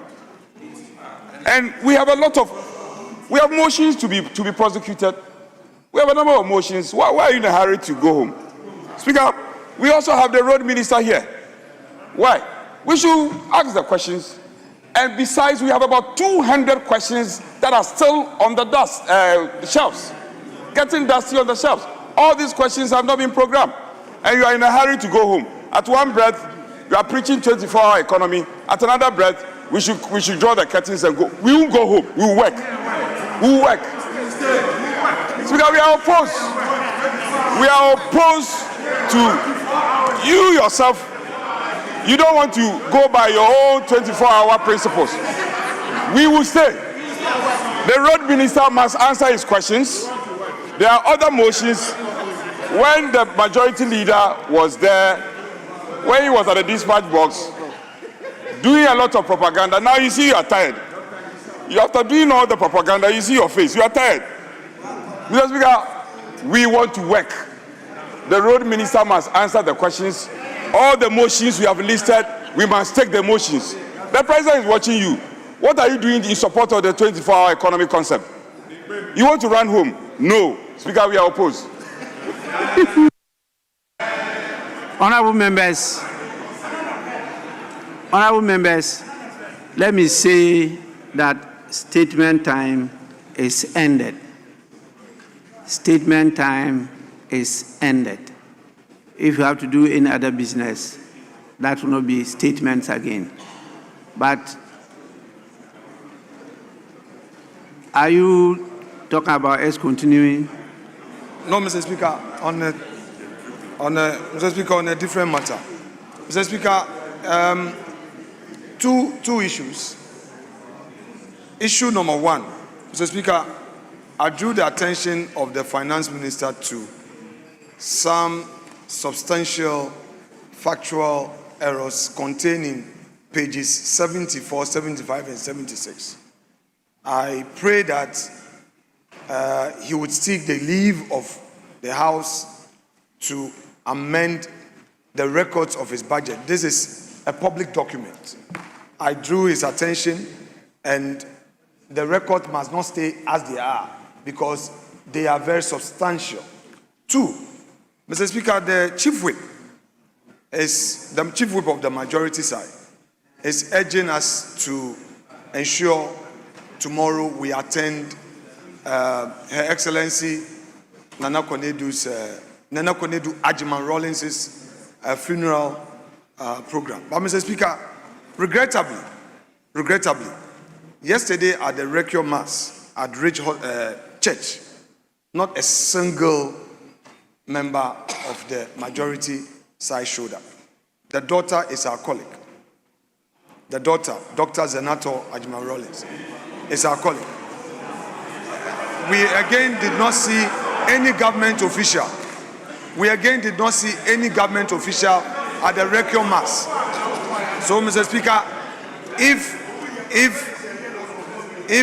he is urging upon us that all of us must be here early enough to attend, then I would make an appeal to him that he should encourage his side as well as members of government to all be in attendance.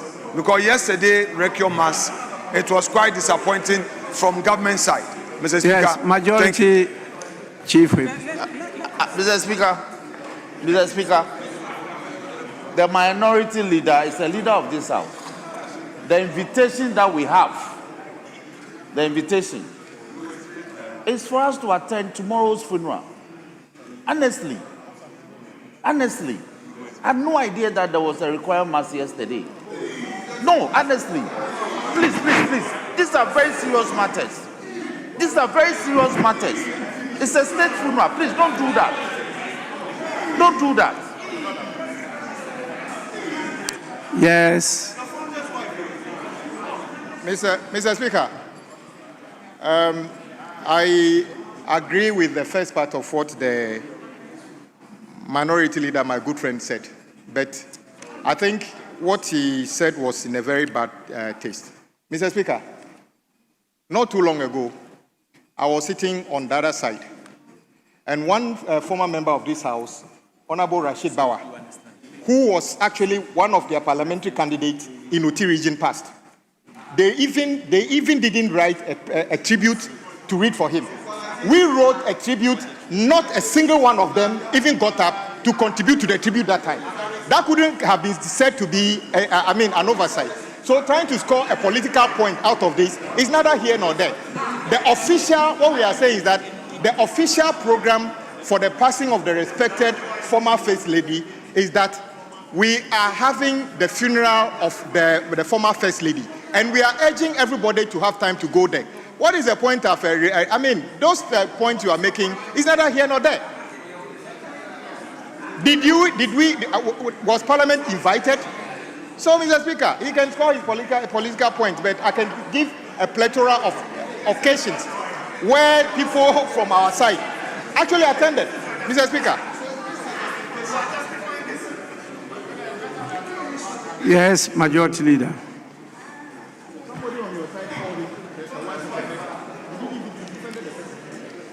Mr. Speaker, the mass that was held yesterday was held at the Ridge Church. Mr. Speaker, I was there. The Honorable Afenyo Markin was not there.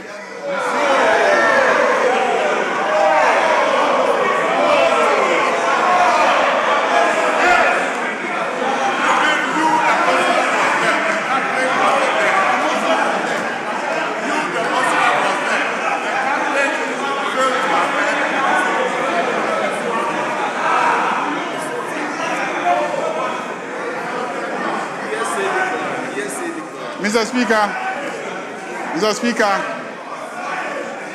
I was there with the General Secretary of the National Democratic Congress.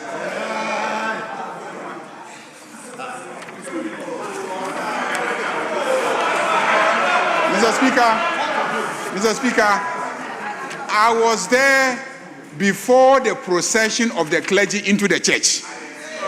So I wasn't late. And I was there, and the clergy proceeded out. So, Mr. Speaker, it is not the case that this side of the House abandoned the mass. I was there. So, Mr. Speaker, tomorrow we'll be there in our numbers. That's all I can say.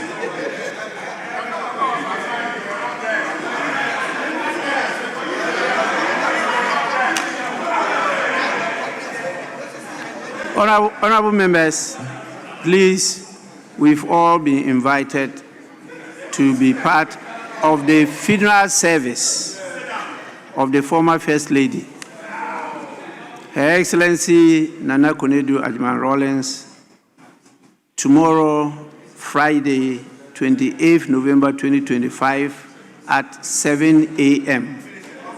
And that is at the Independence Square. So we are urging all honorable members to take note and make it a point to attend.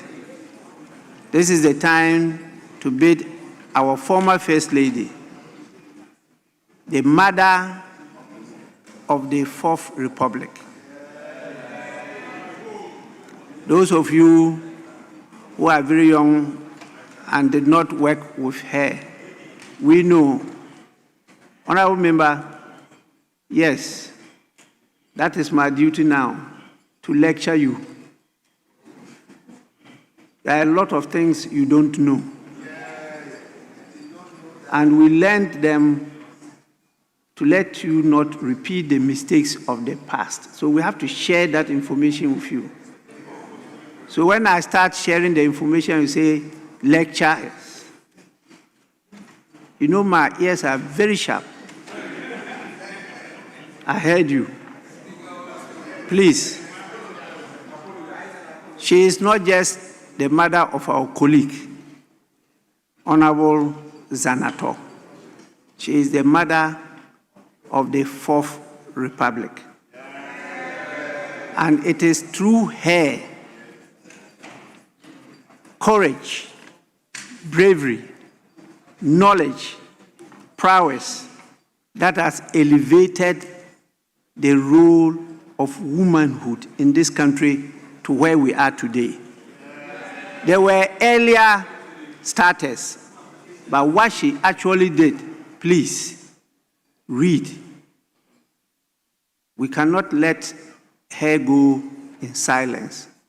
We have to go in our numbers and to sound the bugle.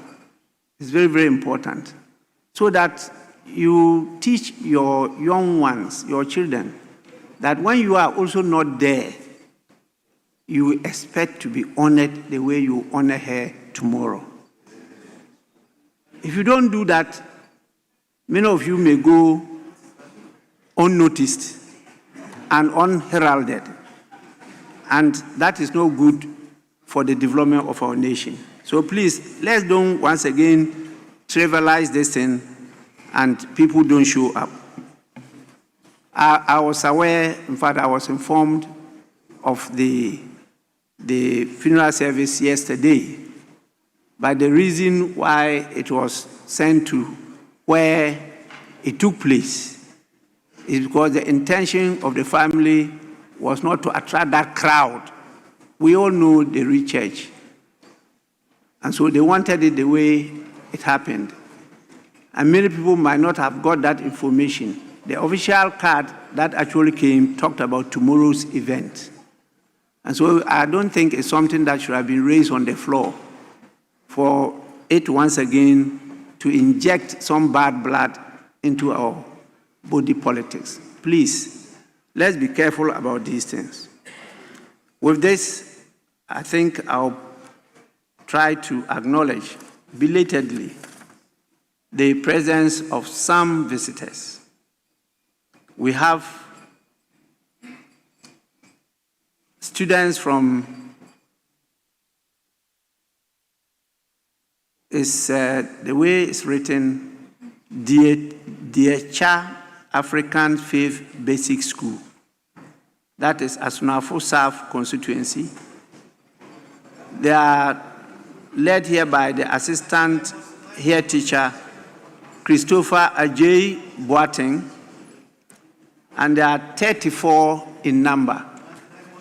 34 in number. Please, on your behalf, I warmly welcome them to the house.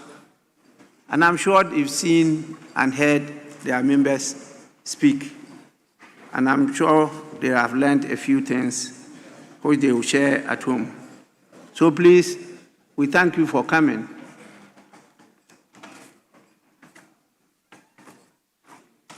I believe it's time really for us to adjourn proceedings.